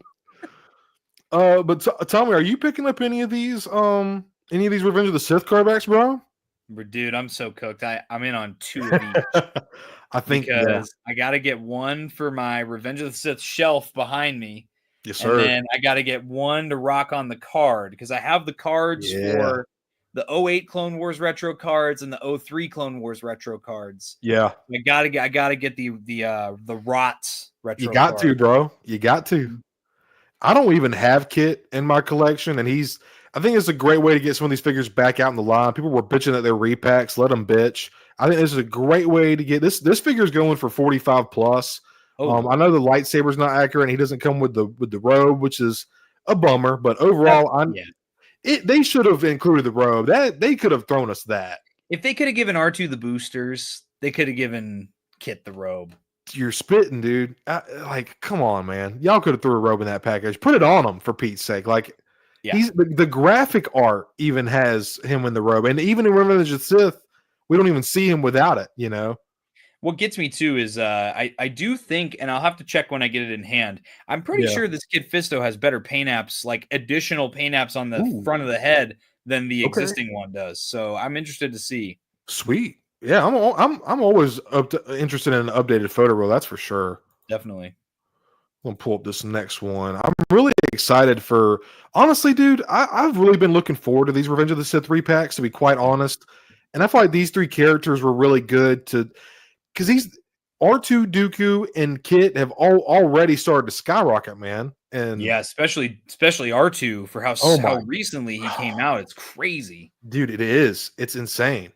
Yeah. That's why I was telling my wife. I was like, I don't like to spend more than $50 for a 6-inch figure. And I was telling my wife that I was like, I gotta have some kind of like reservations. But then, dude, this fucking SHF R2, bro, just like really captivated me, and I had to pull it because, dude, the Black Series is fucking $50, $55. I was like, damn, I'm better off just maybe trying to get an SHF. You know, I do have 2 Black Series. Don't get it twisted. I love the Black Series R2. That's a fucking awesome figure. Yeah, but man, I think it's a great way to. Oh, why did I have Kit Fisto back up again? I think this is a great way to get Dooku back out in the line because, again, he's another figure that is it's $45, $50 for him. And just such a good fucking figure, man. Such a good, well-articulated figure. The likeness is amazing. And just this card back, it's just so beautiful. It's so nice to see some Revenge of the Sith love. When are we kicking Doug? Look at when are we what? You gotta kick Doug out of here. That's like the packaging, but I'll buy the nope, Doug, you're gone, bro. You're gone. Commander Blitz said you're gone, bro. 5 seconds. 5 seconds. Time out.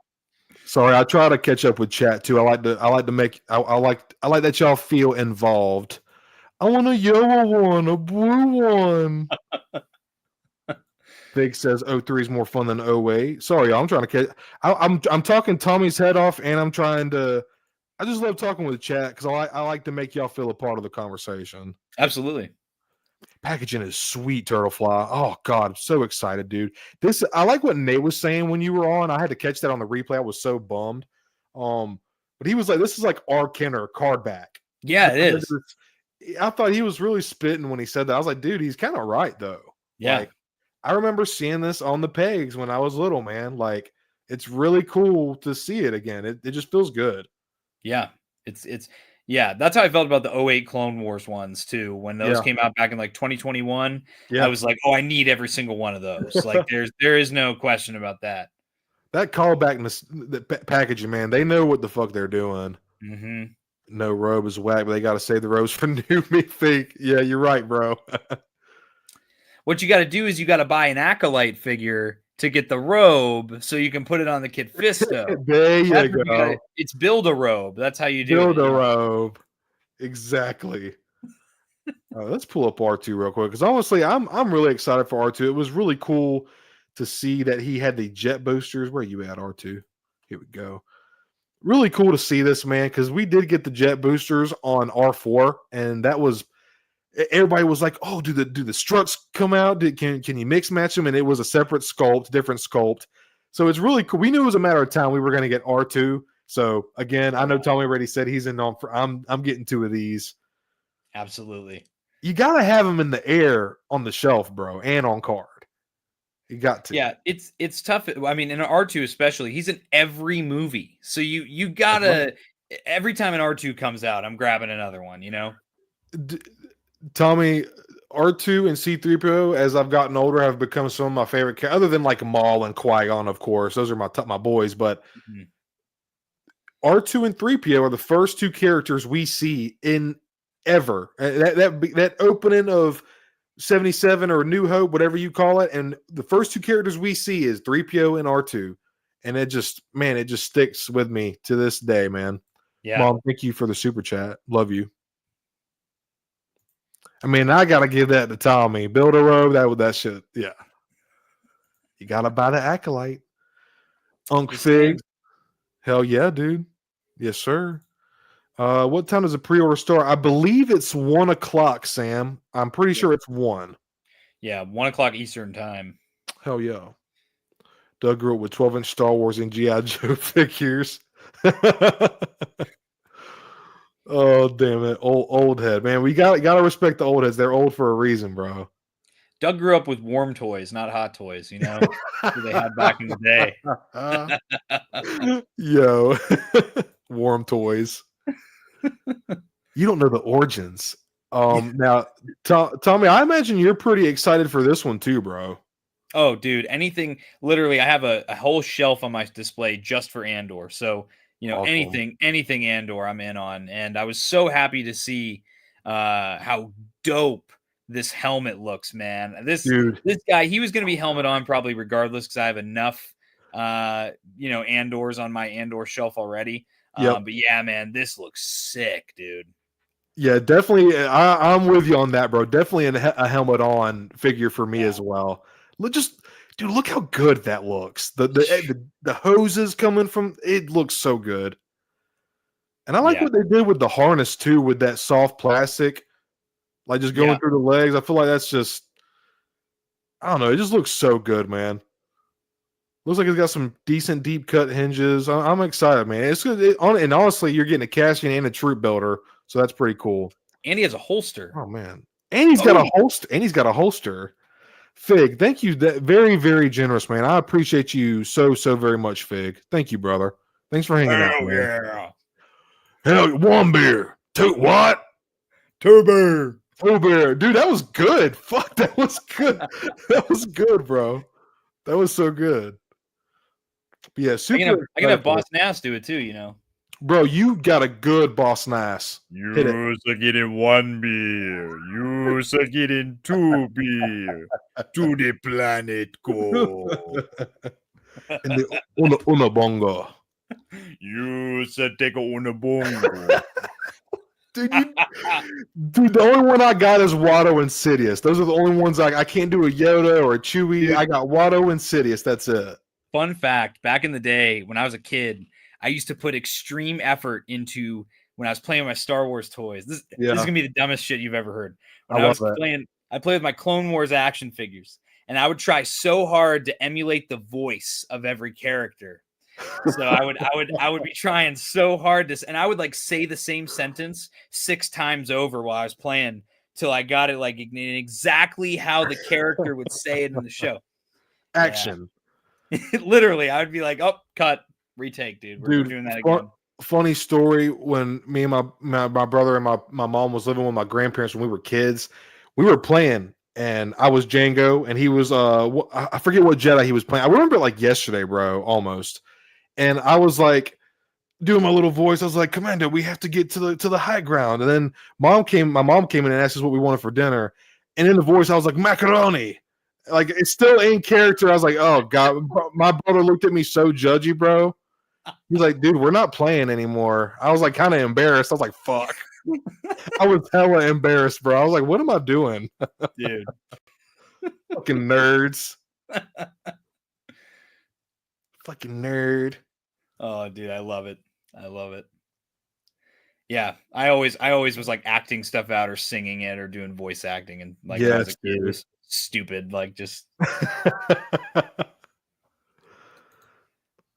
was pretty much all. That was the majority. Like I said, are you picking up Gideon or the Praetorian Guards? I know you said you're down for new media, but yeah, I'm gonna get Gideon for sure. I'm gonna pull him up real quick. And he looks just, oh man, that was one I was really worried about with him being a really bad chinner. Yeah, but I think they did the collapse staff and the extended one. Yeah, dude. He just looks so good, man. I second I saw him on like this photo, dude. Yeah, I was trying to pull up a good one. I was like, dude, I gotta get him. I can't pass on this one. That is a good looking figure, man. I gotta say, even if there is a chance that he might be a chinner, that is a good looking figure. Yeah, I totally agree with you, dude. so I said Howard commented on one of my posts on my Instagram, I think, when I said I was going to pass on this. And the more I look at it, dude, I don't know, man. I might have to pick this up with 2 Praetorians because it would be kind of weird to get 2 Praetorians and not get him, I reckon.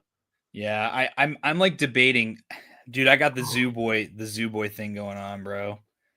It's bro, have you never heard my Zero the Hutt impression? Dude, you can do Zero. Please do Zero. I haven't done him in a minute.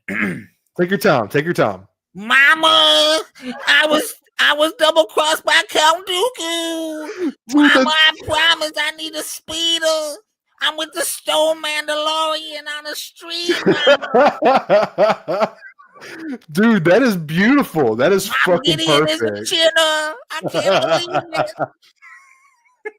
Dude, that's fucking hilarious. That's Dude, so I love good. Zero the Hutt, bro. Dude, I think you might need to quit being an officer and go try to find some voice work, Tommy. I'm serious, bro. That was good. That was my God, dude. that was I told really you I good. practiced, man. I practiced, dude. That was really hilarious, bro. Yeah. I loved it. I love it. I freaking love it. And Bly knows too from firsthand experience. I'll just start ripping out the Zero the Hutt impression.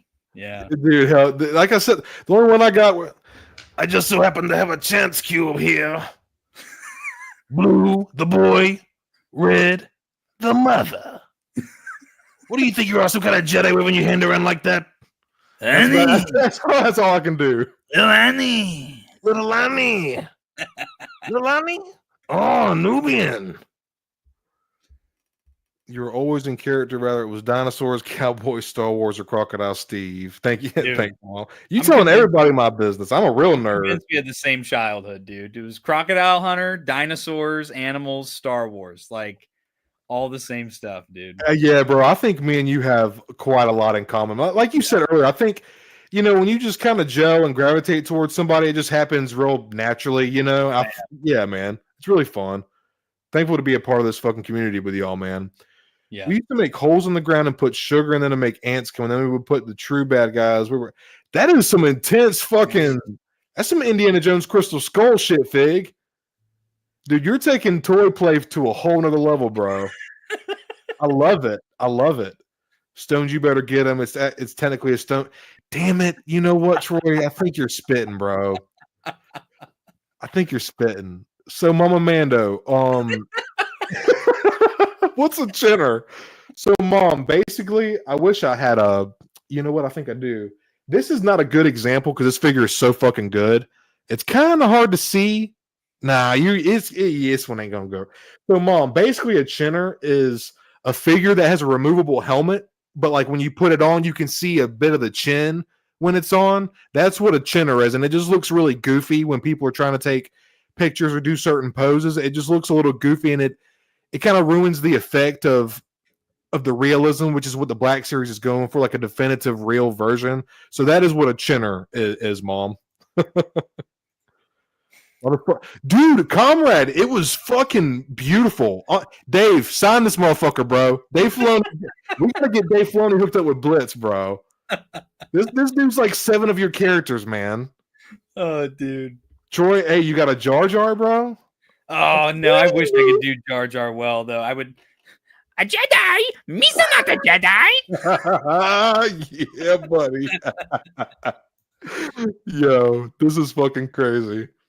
Chinner, okay, Fig is spitting. Chinner is the nickname given to Black Series helmet wearing characters that when you place the helmet on them, you can see the chin still. Very nail on the head, Fig.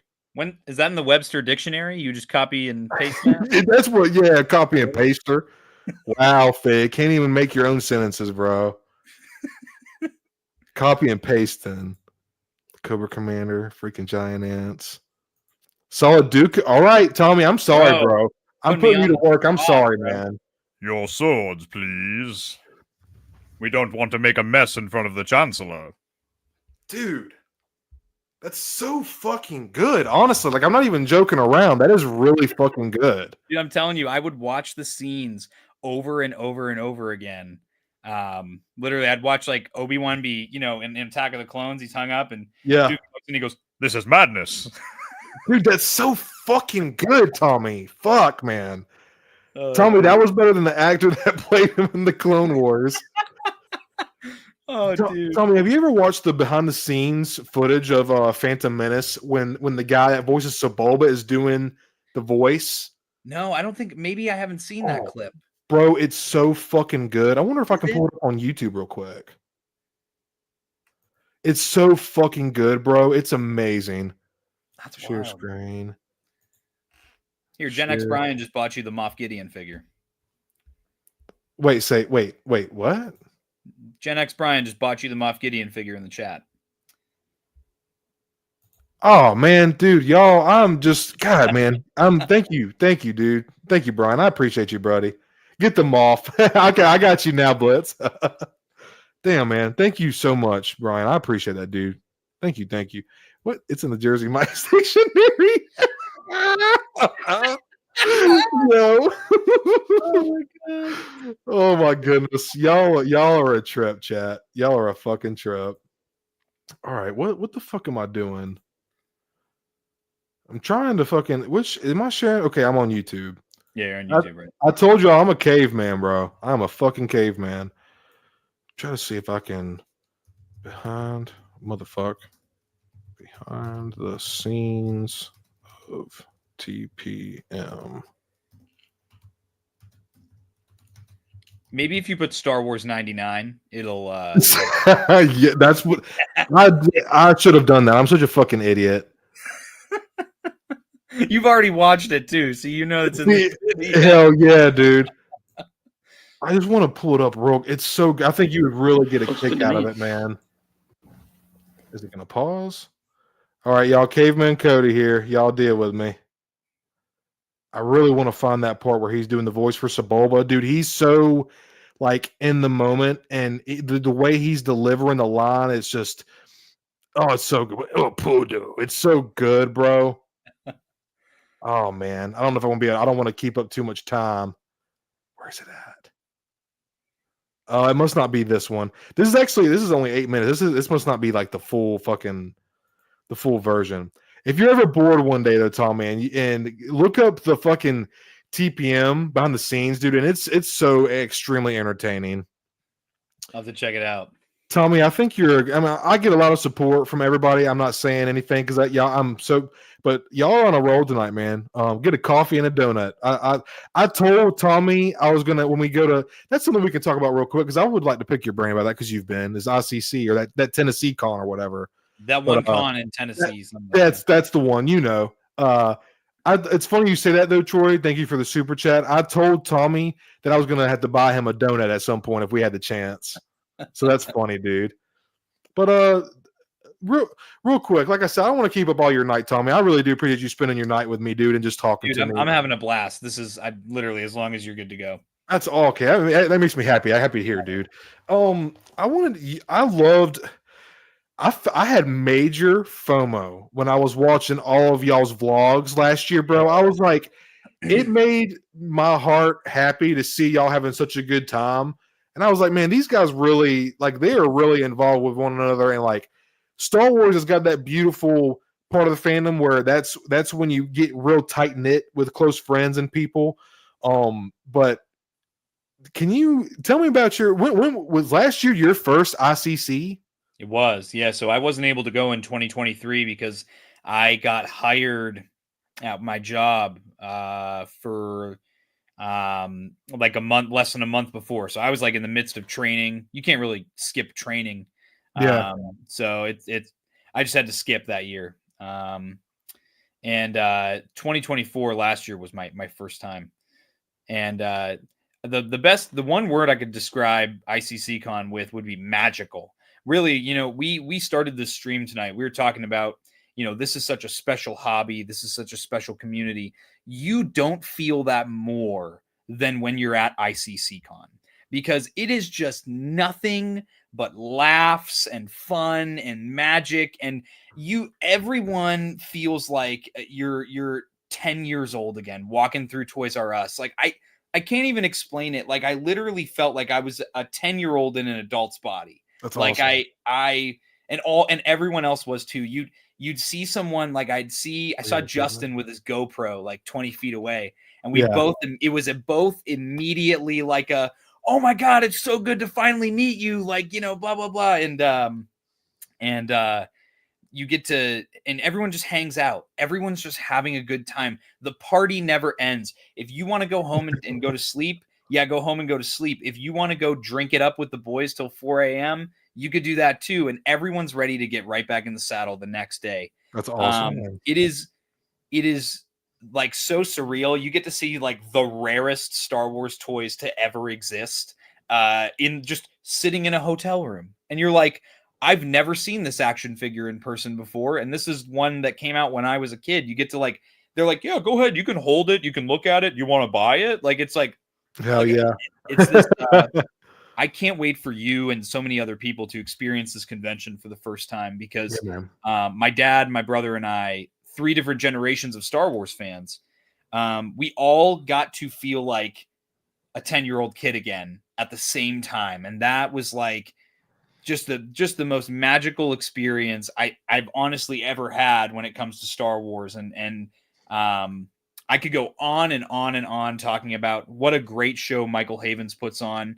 Don't let whatever guests get announced to dissuade you from coming or not coming. It's one table in a group of 125 other tables. Tommy's spitting. Y'all listen. Yeah. And it's like, it's literally the times that you get to spend with friends you've made online and people you meet.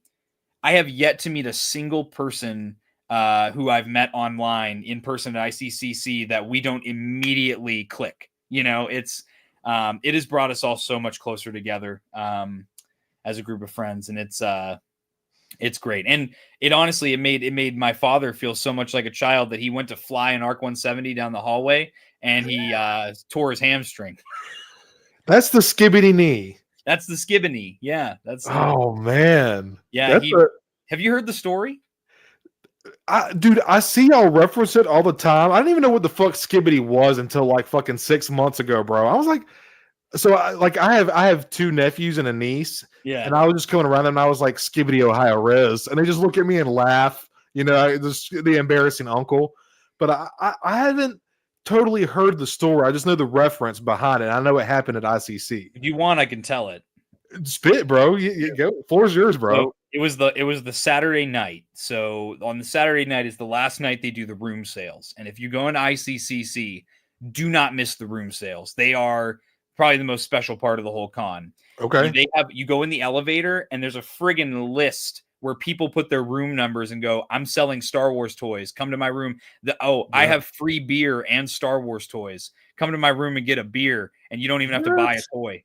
Like, so you would just go room to room.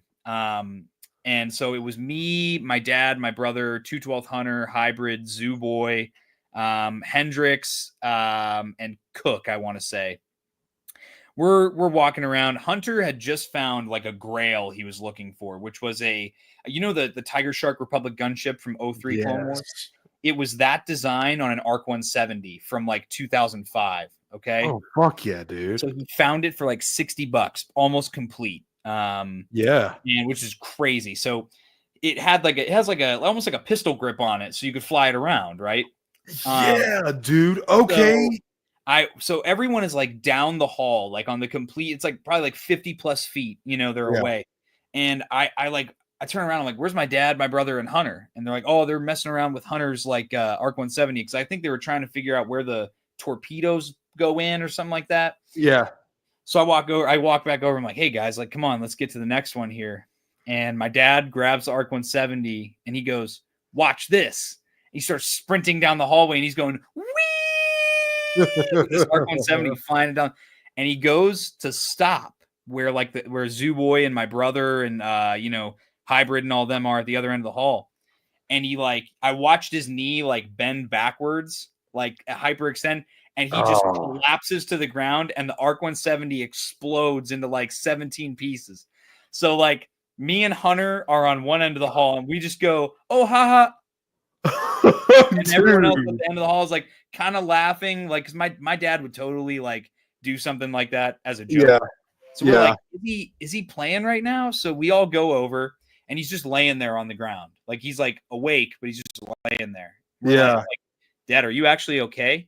Because kind of the point, I thought it wasn't a joke. When I looked around, I see there's ARC 170 everywhere. Like, oh shit. So I'm like looking around. I go, Dad, are you all right? He's like, yeah. He's like, my leg really hurts. I think I hit my head off the ground. And he's like, help me up. So like I help him up, and he stands up and he puts all his weight on his knee, and it like hyperextends again. So he's like, oh, ow, ow. And I'm like, he's just standing there. So we're all standing there around him, like, checking on him basically. And again, I still don't know if he's playing or not, because that's how my dad is. Yeah. And he's staring at me and he's talking, and I'm watching him, like he starts sweating profusely. Damn. And then he gets all pale, and he like snorts. He goes, and he just falls back on the ground. So at this point, again, my dad makes that noise when he's playing around. So I'm still like, oh damn, dude, are you playing or not? And everybody else is like freaking out. Like Hybrid's like, dude, we got to call 911. I'm like, and then my first responder jumps in. I'm like, he's not dying yet. Let's wait to see until he's dying until we. So I'm looking at him like, Dad, are you okay? And he like passed out for a second, and then he like comes back to, and he starts trying to climb up Zoo Boy's leg, and he's like, and he goes, friggin' Australian breakdancing, and we're like, what the fuck? What's going on? What? But the best part, I think, was, and I didn't actually know about this until like I was on Monday Night Figure Ball after ICC Con. Yeah. Apparently, when my dad fell, my 14-year-old brother's knee-jerk reaction was to look at Zoo Boy and go, Unc went skibbity. Oh my God. And so Unc went skibbity, if anybody says that, that's in reference to what Logan said about his father falling on the ground and busting his leg. And the best part was that, we took him down to, it's Phantom Menace Dennis. He's in a lot of chats. He had a room in the hotel. Yeah. So we brought my dad down there. He iced his leg, and we just finished like the room sales. Yeah. But we were walking all around, and what was I just gonna say? Unc went skibbity.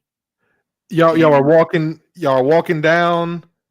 Yeah, we like, I don't remember. It'll come back to you. It was honestly like probably one of the best part was the ARC 170 wasn't actually broken.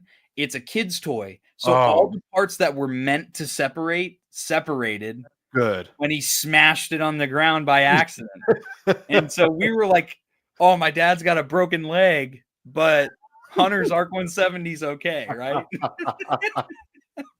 But yeah, it was honestly like one of the craziest stories.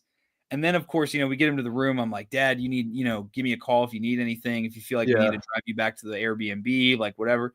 And I'm like, I'm like, you want ice? You want the remote control? My brother, again, you want a grimace shake? Like, oh my God. I looked at my brother. I go, hey, man, like, I could understand that would have been traumatic. Are you good?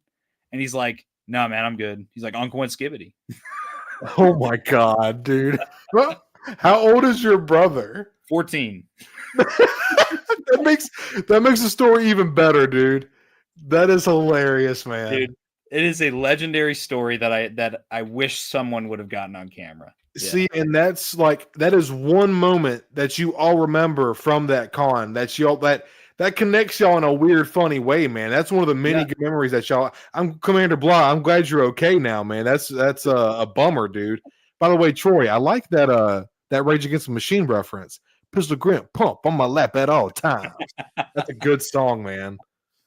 Sorry, chat, trying to catch up with y'all. I like to kind of let Tommy yap a little bit. It's kind of nice just kind of sitting chilling a little bit. I'm a yapper, man. I'm a certified yapper. Dude, I love it so much, man, because sometimes I feel like I'm talking to people and I have to tell them, I was like, all right, if you don't stop talking to me, I'm going to keep talking. Like, I'm telling you, you have to walk away from me and say bye. I'm going to keep talking. But all right, Fig, don't call me out, bro. What's this going on here? Some calling out? Is there bullying in this community? There's an anti-myth amongst the community. So we do this. There's another annual trip that a couple of us do. So we go up to Wisconsin once a year to go visit Hunter and Hendrix because they live about 4 hours from each other up in Wisconsin. It's about a 10-hour drive for me and Hybrid. So we once a year we go out there. We hit up a bunch of local comic shops. Like we go to the Mall of America, Minneapolis. Like it's just a fun weekend trip. Hell yeah! And Hunter has a ton of Hot Toys. Like he's got like 30, 40 Hot Toys. Damn. So yeah. Well, Hunter sold almost his whole Black Series collection back in like 2022 and moved over to Hot Toys. I don't blame him. To each their own. Yeah, and he also has a very focused collection. So a lot of his Hot Toys are like Clone Wars and stuff like that. Awesome, man. Hell yeah.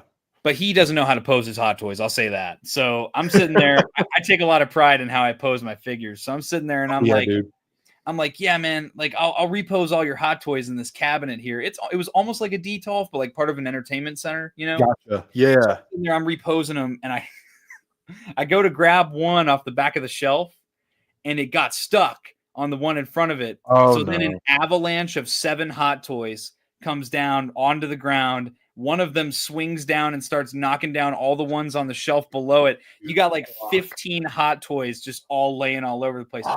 Miraculously, none of them broke. Oh my God.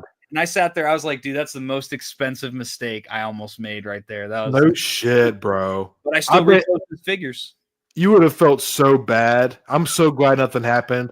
Because that's one of the I can tell you're one of those people, like that person probably like, oh, it's okay, they'll forgive it. Then you're gonna beat yourself up more than they fucking did. Yes, dude. Yeah. I can totally see you being that kind of way, man. Jesus. Dude. Insane, dude. Yeah. It was the most dude, it literally if even like 2 or 3 of them would have broken, that'd have been over $1,000 in damages. Oh my God, dude! You know? I've been seeing your Hot Toys, man. That ATRT review was, oh man, it's honestly just opening a Hot Toys is a fucking experience in and of itself, man. I got the Clone Wars Darth Maul and the Transport Trooper, and like I didn't even want to fucking touch it, man. And it's still in the box until I get a glass cabinet for it. I can see you don't. I see you have your stuff on top. Are you not concerned about dust or anything like that? They get dusty, but I don't know. I like to play with my toys too much, and it's like it sounds so lazy. It's the idea of opening a cabinet to be able to mess with them. Yeah. I just like to, and again, I feel like I mess with them so much that like I dust them off regularly because of that. I'm constantly messing around with a figure, putting it back on the shelf, switching stuff around. So if anything, it's an excuse to play with my toys, you know? I think it's awesome too, because another thing that you've been doing that I think is really fun is, the Bark Speeder is sick too, Doug. I like I know me and you were kind of talking or like amongst in a group chat or whatever. Yeah. And you were kind of talking about long form or short form content and kind of having that balance because people's attention span on average is just not what it usually. I enjoy long form content. Same. But your toy of the day is stupid. But I really like your toy of the day. I think that's a really fun. It's just fun to go back and visit older figures, especially one that you might have had on the shelf since. You put it in that pose and then you put it there and haven't touched it again since. Sometimes it's a nice way to revisit older figures in your collection, and Definitely. it's just to kind of play with them and enjoy them again and give them new attention that they deserve. Because I feel like in we're all about building your collection and stuff, and sometimes I feel like we get so wrapped up in adding to it that we forget to enjoy what I'm guilty of it too. Definitely. I try to, since ICC's coming up, I'm trying to kind of be more picky about my pickups and save a little bit, obviously. But honestly, during this time, not picking up as much other than my pile of loot I just did, like it's been kind of nice, Tommy, to kind of just be able to kind of like soak in and enjoy the things that I already do have, Yeah. Feel like it just like I said, we're always trying to add and expand, and I just feel like we get lost in that part of it. Yeah. Whereas, Like the sauce, man. Yeah, get lost in the sauce, dude. 100%, man. Yeah. Troy, I agree, man. Dude, that hot toy Towel palette looks so sexy. Goodness gracious. It looks so good. I may or may not be on the lookout for hot toys when I'm probably still gonna pick up some Black Series, of course, but I was kind of. Have you seen that Phantom Menace hot toy, Tommy? Which one? It's just I believe it's not the one on the Sith speeder. I was gonna try to. Oh, Darth Maul. Yes. Oh, I'm sorry. Did I not say Darth Maul? My bad. I should have been. Phantom Menace. I was like, I mean, which one? Which character you talk? There's a bunch of characters in that movie, right, Stone? What are you talking about, bro? I have the Darth Maul and the speeder on order right now. Oh hell yeah, dude! That what was one, that like 450 or 400, something like that. It's 4 something. Yeah. For what you're getting though, man, with the speeder, it's absolutely insane. I was trying to pull it up real quick. So the sideshow Darth Maul, and honestly, the expert on all this is Skywalker Hendricks, in my opinion. But oh my goodness, yeah, the sideshow Darth Maul is considered one of the best likenesses that Hot Toys does, and considering how good Hot Toys does in general, and then this new Darth Maul is even better than that. Like the face on it is insane. It looks so good. Yeah, insane. And see, I think this is. Oh, why does it do this? It like makes them small. I don't know how to zoom in. Go to sideshow.com. Yeah, that's probably what I should have done. Sideshow.com. Because what I wanted to do, Tommy, I kind of wanted to pick up the Phantom Menace Maul because he comes with the alternate head. Skywalker Hendricks actually gave me this idea, and I kind of wanted to take that whole the Solo likeness off and put that TPM on the Clone Wars version. Mm-hmm. I think it would look so good.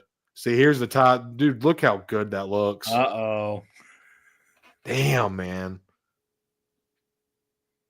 Come on, let's go. I'll take a look. Golly, dude, look at that. Insane. It's beautiful, man.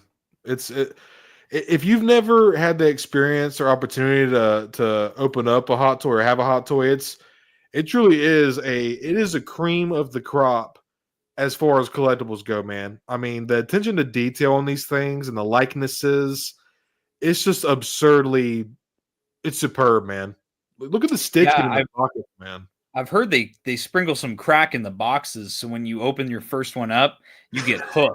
Because I heard that. I think that's true. I heard that too, actually.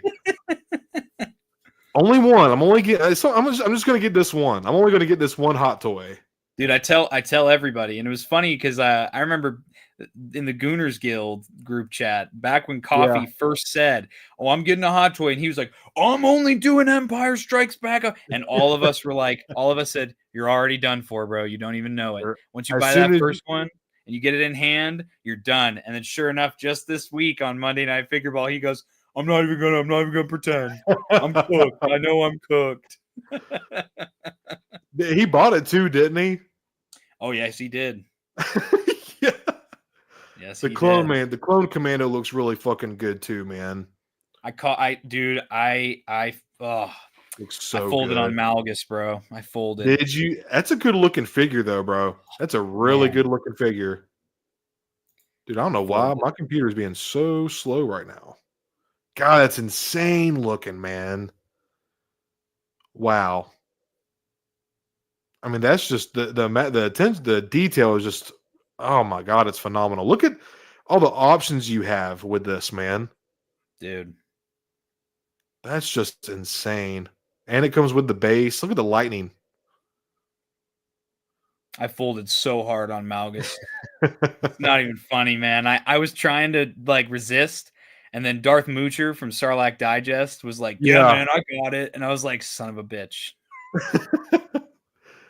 Do you got Savage on the way at all? I folded on Savage, I thought I remember you or heard you saying that at one point. That's cool, man. dude. Dude, this 3PO. I can't lie. If I had $8,000, I might would fucking do that. If I I had want to $8,000 get the to on and throw- carbonite that's up a couple rows there. Oh yeah, dude. It looks so. That Is it the one. life? Yeah. $7,900. Yeah, I can just pay that, no problem. Yeah, dude. It's just I'll go pull it out my savings. Just quad pay. That's all. Yeah. Oh, quad, dude. You're fucking brilliant, Tommy. Could you imagine this? Like, so Tommy, just for shits and giggles, if you did have this, would this be a collector room piece or like a living room? I know some people are like, no, this is living room. But As much of a Star Wars nerd as I've made my fiance Jen into, I don't think Yeah. she would appreciate. She really likes like cottagecore. Like she's very much like, that style. I don't think Han and Carbonite fits in with cottagecore unless you decorate them with like some flowers and stuff. yeah. You know, Look at that, man. dude, God, with the so life-size fucking- boba. Dude, could you imagine? God, man, that would be fucking insane. I would tell me. Do you ever walk into your room and just kind of like?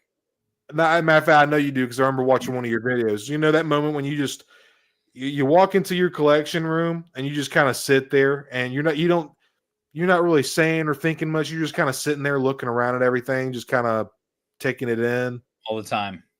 It's so nice. It's such a relaxing, peaceful, weirdly peaceful feeling, honestly. It is. It's because again, it comes from the love for the hobby. That's right. Brings you so much joy. Tommy, I don't, dude. Skywalker Hendricks, his knowledge, he's super knowledgeable about hot toys, man. But this one here, I watched his review on it. I think obviously I don't know a lot about hot toys, but I think this is my favorite likeness out of anyone I've seen. Out of any of them at all, or just Anakin? I think, maybe not. Maybe out of Anakin. I don't know if at all. That's kind of because there's I think out of any of them, I think I got to give it to the Grand Admiral Thrawn, dude. Yeah, your review on that was good. I wonder if I can find that real quick. Dude, the Thrawn, man, he is just like such a simple figure, but such a work of art. Yeah, that Lars Mikkelsen likeness is really superb, man. And for $260, I know that's a lot of dough. That's like a lot of Black Series figures, but at the same time, for a 6th scale, I mean, look at that, dude. That looks like a picture from the show. Dude, and when you get it in hand, like when I lifted the lid off the box and I looked at him, I took my breath away for a second. I was like, whoa, they did such a good job on the face on this guy. Like, yeah, literally looks like you're looking at Lars Mikkelsen. Do you display yours with the Peridia accessory, Tommy? I do, but not with that little, like, it's not paper, but it's like the base of it's like a thin plastic. I don't have that on it, but I do have the hologram part. Sweet, man. Yeah. Like, look at the data pad, how detailed. Like, it's got paint, the little graphic. Like, that's cool, man. Yeah, for no reason. For no reason. You're probably not even going to see that part when you're displaying it, but they still fucking did it. Yeah. And the rolling eyeballs. I can't wait to display my Clone Wars moment. Look at that, man. Yeah. Dude, there's this stupid thing I always do with all my hot toys with rolling eyeballs. Half the time I don't even put it in the reviews, but I'll just like give them a lazy eye and just stare at them for a second, and I'll go, and then I like fix it, and I go back to reviewing it. Like, that's hilarious. That's hilarious, dude. Or give them like cross eyes or something, like, and then I'll like, I'll go, and then go right back to, I'll fix it. I go, yeah. So the face on the figure is like, you should put in the next one. You should put in a couple of bloopers at the end where you have the eyes all fucking crooked and shit. Dude, I thought I typed in. Maybe I didn't. No, that was Thrawn. I wanted to Phantom Menace, Darth Maul. And I like that the Solo likeness is like it looks like Ray Park from Solo, but I don't know, man. I think the alternate heads from where's it at? Hyperreal. What the fuck is this shit? Hologram. Dude, I know You it's looking for on. the Clone Wars Darth Maul? No, I was looking for the Phantom Menace version, man. Because I want to take the alternate heads from it and put it onto the Clone Wars version. Hmm. Because Skywalker Hendrix was kind of mentioning something to that about me, and I think he sent a picture in the Gooner chat, and I was like, "Yo, that looks fucking good, dude. Where the fuck is it?" You Okay. might have to pull a filter off that shows like out of stock stuff too. Oh yeah, you might be right, dude. Down below, right above the hologram there. If you go back to the search list, there's a show filters. Here we go. Thank you, Tommy. Yeah. And I think wait, take it off the put sold out on there too. And it'll pop up. No, where is he? What the fuck, dude? That's so strange. I would love Qui-Gon. That dude, that's really what the fuck? I was just looking on here a couple days ago. That's weird. He's like literally not on here at all. And that's Hot Toys. Speaking of Hot Toys just teased they're doing Daredevil. Oh, dude, no way. On Instagram 7 minutes ago. Oh shit, that's like brand new. Yeah. I'm excited to watch that tonight. That's probably what I'm going to do after we get done here. I'm super excited for that. Nice, dude. Are you into how are you? Are you a Marvel? Oh, dude. Okay, I want to ask you about Marvel. Look at this. Oh my god, look at the teeth. It's insane. Oh my goodness. And I wondering if they got the alt heads on here too. Okay, see here, Tommy. I was kind of wanting to get one of these two and pop it onto the Clone Wars version. Yeah, I feel like that would just. I prefer the at least for the Clone Wars version because I don't feel like in the Clone Wars he would be quite that aged like he looks in Solo. I feel like he would still have a slightly. I mean, fuck, that's like I don't want to say exactly 20 years, but that's like 10, 15 years after. You know what I mean? Even after Phantom, yeah. I feel like this would look personally, my personal opinion. I think it would look cooler. Yeah, I mean, God, it's all about how you interpret it. Whatever looks better to you for your collection. That's right, man. You do you, man. Yeah. How much is this one? I was just looking at the other day. Most Hot Toys of the regular ones are usually like $260 to $280. Yeah. I think my Clone Wars mall was like $240, or it might have. I can't remember now. Might even been, I think that sounds right. $240 or $260 because I have that one too, and I think it was. Sorry, I'm gonna catch up with y'all, chat. We were kind of leaving y'all out. I was, what is going on? But what are you into Marvel at all, Tommy? Like, are you watching Daredevil? Or are you kind of like, yeah? My Marvel journey has been so weird. I was like, honestly, when I was in high school and the MCU was like at it, like pre Endgame, I was like more into Marvel than I was into Star Wars. Like MCU is like my shit. Yeah. And after Endgame, it wasn't like, you know, how a lot of people are like, oh, I were just, you know, I just wasn't into.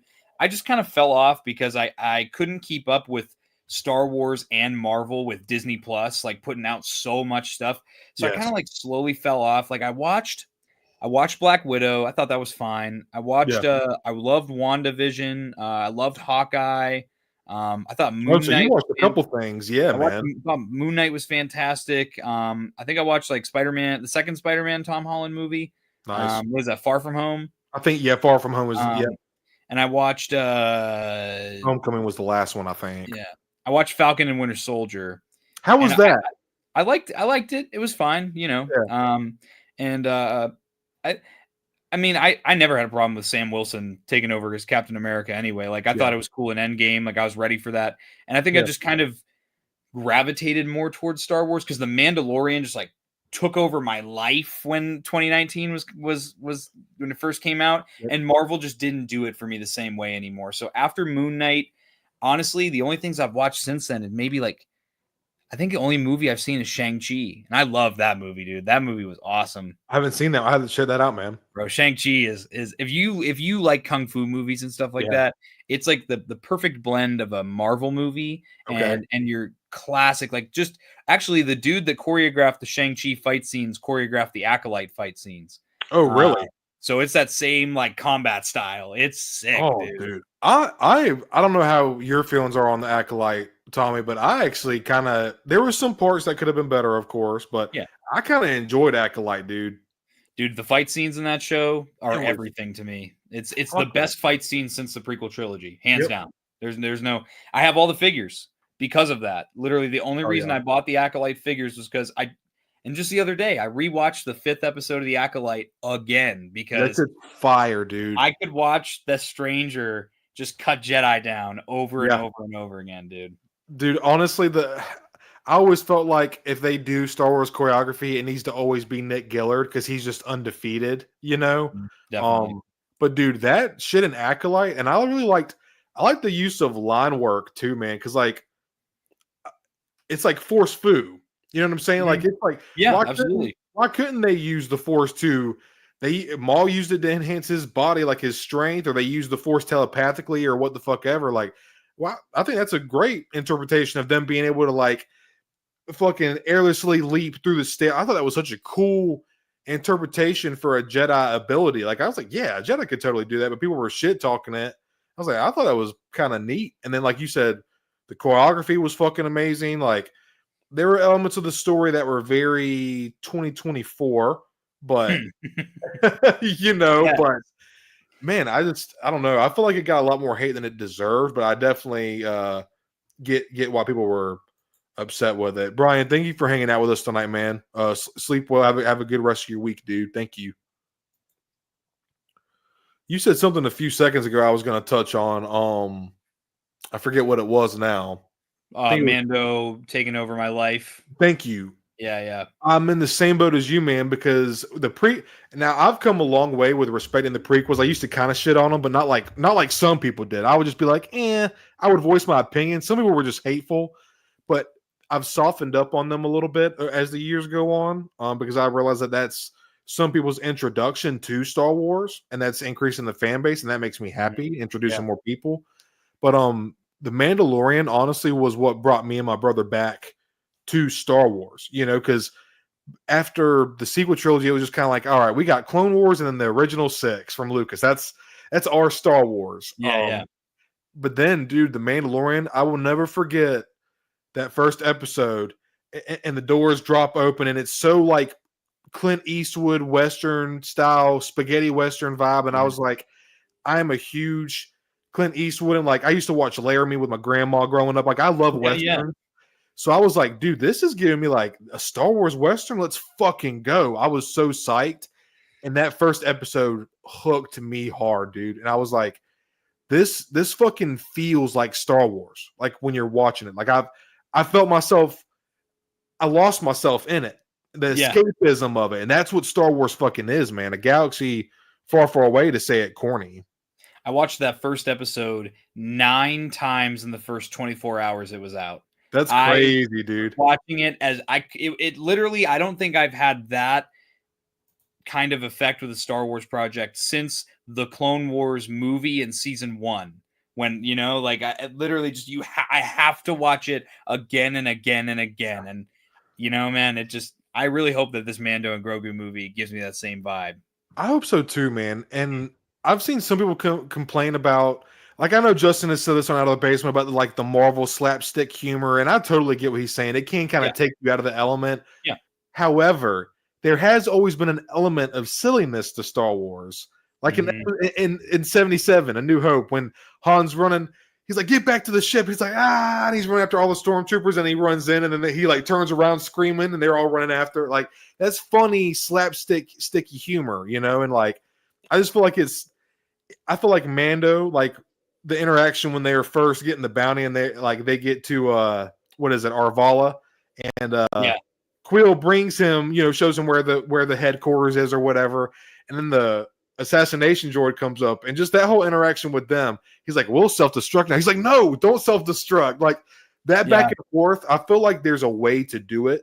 Like the whole yes, yes, yes, yes thing. I loved that shit, but I know Same. it turned a lot of people off. But I just I think my biggest one that I tell people is like, dude, Star Wars has been silly since day one. Is my favorite one is in the detention block where Han Solo's on the comm. He's like, everything's fine here, thank you. How are you? How are you? That was boring Yes, conversation dude. anyway. Like, dude, that whole I'm like, Luke, we're gonna have funny. company.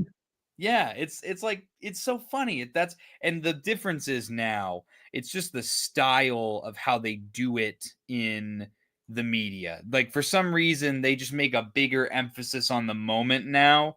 Yes. I think if they return because it's the same jokes, like the same style of jokes, Oh, but if yeah. they return to just making it more subtle, like they did with the OT, I That's think right. that honestly, I think a lot of people would see a lot more similarities. Dude, you're 100% agree. I just feel like even C3PO, man. I mean, he is a comedic character. He is the comedic.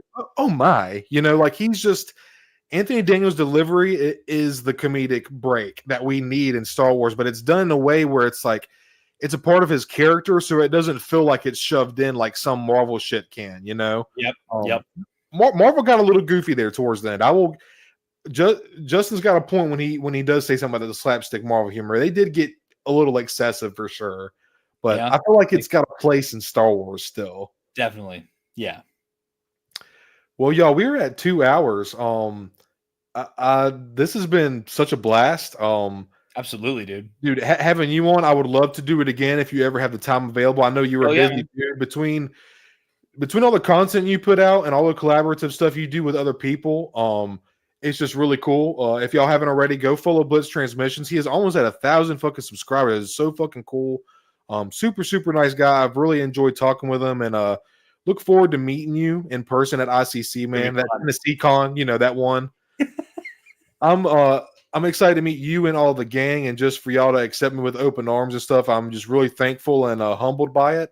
And I would love to have you on again, man. I really enjoyed talking with you, and I think we have a lot in common, man. And I just think a lot of our ideals and morals really we're on the same. We're like-minded individuals, like I was saying earlier, and that's what you want your circle to be a part of. And I just like your vibe, man. I like what you put out on your channel. I like how you carry yourself, your mannerisms. You're respectful to people, and that just goes such a long way in this community. Like you said earlier, we need more people in this community like that. And yeah, man, I just kind of wanted to host you, pick your brain a little bit more, and just say that I stand with you. Like I already said, I know I'm kind of regurgitating the same shit, but I stand with you 100% on this bullying shit that's going on in the community. And I hopefully this will be the last time we talk about this. And then the next time I have you on, we can just talk about figures and stuff. Man. I really appreciate you saying all that. Yeah, it's literally if you ever want to collab or anything or have me on for a stream or something, just let me know. I will most of the time I shuffle my schedule around unless I already have a prior commitment with another show or something or life. I'll shuffle stuff around and figure something out for sure. That's awesome, man. I think we might need to get you on the Stone and Hyper show. I feel like that would be really fun. Or I don't mind having you on. We can do this solo too. It doesn't bother. I had such a great time, man. Yeah, man. And y'all, I got up to 24. It's because I got Blitz in here. Got up to 24 people tonight. That's so cool to me. I do want to give a quick shout. I just want to show y'all my appreciation. We got super chats from Droy, Father Blitz, Commander Bly, Connor Calaruso. Thank you, brother. Fake Fury himself. Thank you all so much, Brian. It means so very much to me, y'all. I'm extremely humbled anytime y'all support me like this. It's just really crazy. It's just so cool, man. Mm-hmm. And you all have put me in this position where I'm able to talk to cool guys like Blitz here, man. And I'm just so thankful, man. I don't mean to sound like a broken record, but I just sorry. I just really mean it from the bottom of my heart, man. This is really fun doing this and getting in this community. It's just been such a great fucking experience and time, man. Yeah. One more time, y'all give it up for Tommy. Go check out his channel. If you're watching me, you probably have already watched Tommy before, but if just in case, go show his channel some love. Putting out content constantly, all the fucking time. Amazing, amazing person. Thank you all so much for hanging out with us tonight. I've been the Stone Mandalorian, joined with Blitz Transmissions, aka Tommy, and we will see y'all again. I'm gonna have Tommy on again. That's for damn sure. But Tommy, real quick, whenever I end my streams, I kind of do like a little, like I spaz out or whatever. Yeah, Will you join me, bro? Yeah, dude, absolutely. All right, y'all have a good night. Yes, yeah, buddy. Yeah, buddy. Yeah. Oh, I forgot that I didn't hit end stream. I'm sitting there like, I'm gonna Like, how long are we gonna do this? Oh my god. Goodbye. Have a good night. Thank y'all again, man. Thank you, everybody.